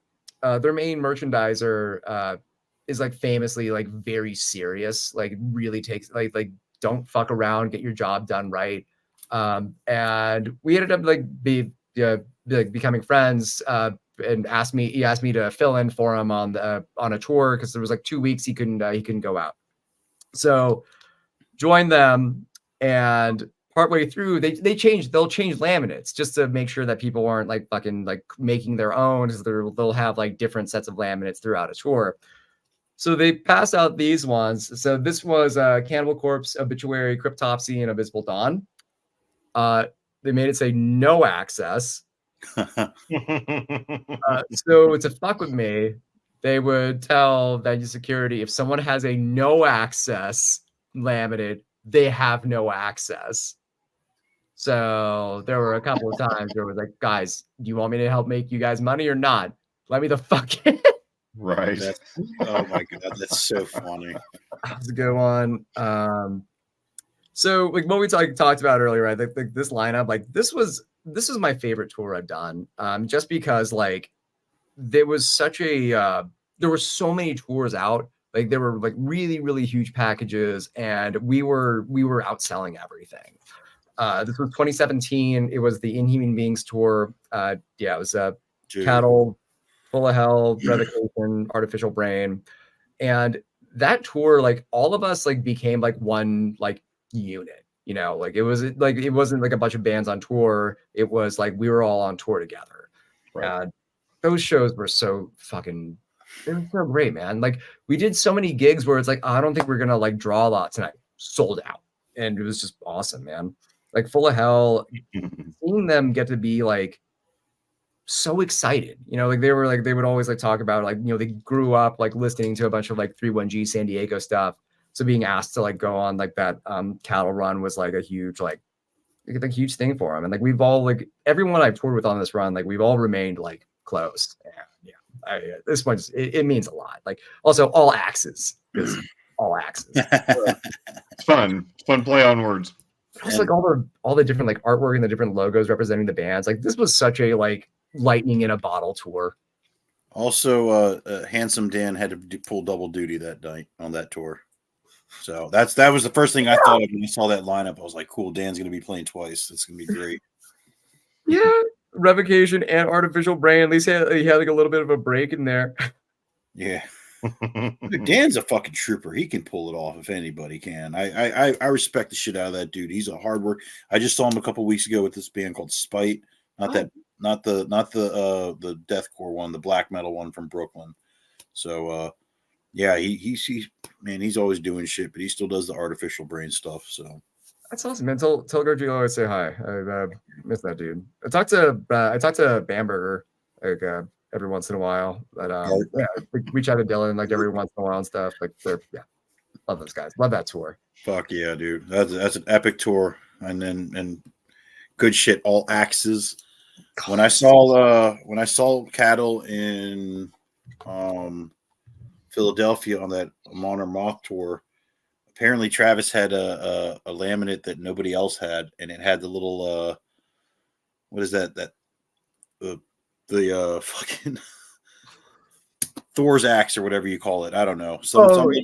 some little like thing logo was on his that nobody else had, and I think his was like super ultra all access. So he was puffing his chest out, walking around with that shit. You know, he was so excited. Oh, maybe I can get to the fucking the drink the nectar of gods with Mon Moth while you scum sit over here on your bus. You know, but yeah. Yeah, dude, security was tight on that tour, like for sure. I remember like when I went to go, they're like, so I know this is weird, but you can't come back. Like, yeah, all right. I mean, you guys aren't the headliner. It's fine. Don't stress. So yeah. I think Travis is the only person who had the ability to like escort anyone else. Like, even if like someone was there with like their wife or something, it was like, do they have a laminate? Then they're not fucking going back there. Yeah, no, for sure. Yeah, that was a weird tour.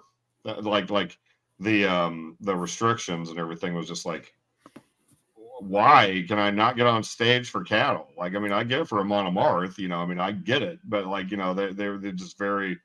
I saw that tour twice, I believe, and everything was just like, okay, I'm restricted. I get it. My Honda Civic doesn't give me access this time. I gotta, you know, gotta pull back a little bit. But man, oh, because you didn't get them Taco Bell. That's why. That's why, dude. I fucking miss getting you Taco Bell. God, I miss that. It saved my life so many times. Like Taco Bell being such an equalizer amongst any band, because it's the one place you can all go to where vegan, vegetarian, like meat eater, doesn't matter. Everyone can get something at Taco Bell. Everybody. Yep. That's great. All right. Well, on that note, we want to thank everybody for watching this episode. Thank you very much to Ross for being our guest. I almost forgot to mention it earlier because we were talking about him, but thank you to J.R. Hayes for being the creator of Vinyl Bang here. We have to shout him out every episode as we can. But Ross, thank you so much from the bottom of my heart. Jeff, got anything to add there? Dude, it's so good to see you. I miss you tremendously. I do, and I'm glad you're doing well. I'm glad you look good. You really do. You look amazing, buddy. Thanks, everything's just going well for you, and congrats on the marriage and just everything, and just love you, man. Thanks, guys. No, I really appreciate you asking me being on here just for like the sake of being able to like catch up with you guys, because this is awesome. I love being able to nerd about this stuff and to talk with people who like don't want me to shut up. We're gonna keep going when we get off the air for sure. But yes, thank you again, Ross. Thank you to everybody for watching, and thank you for checking out this episode of Vinyl Bang. We'll see you guys next time. Peace. Yep. See you guys.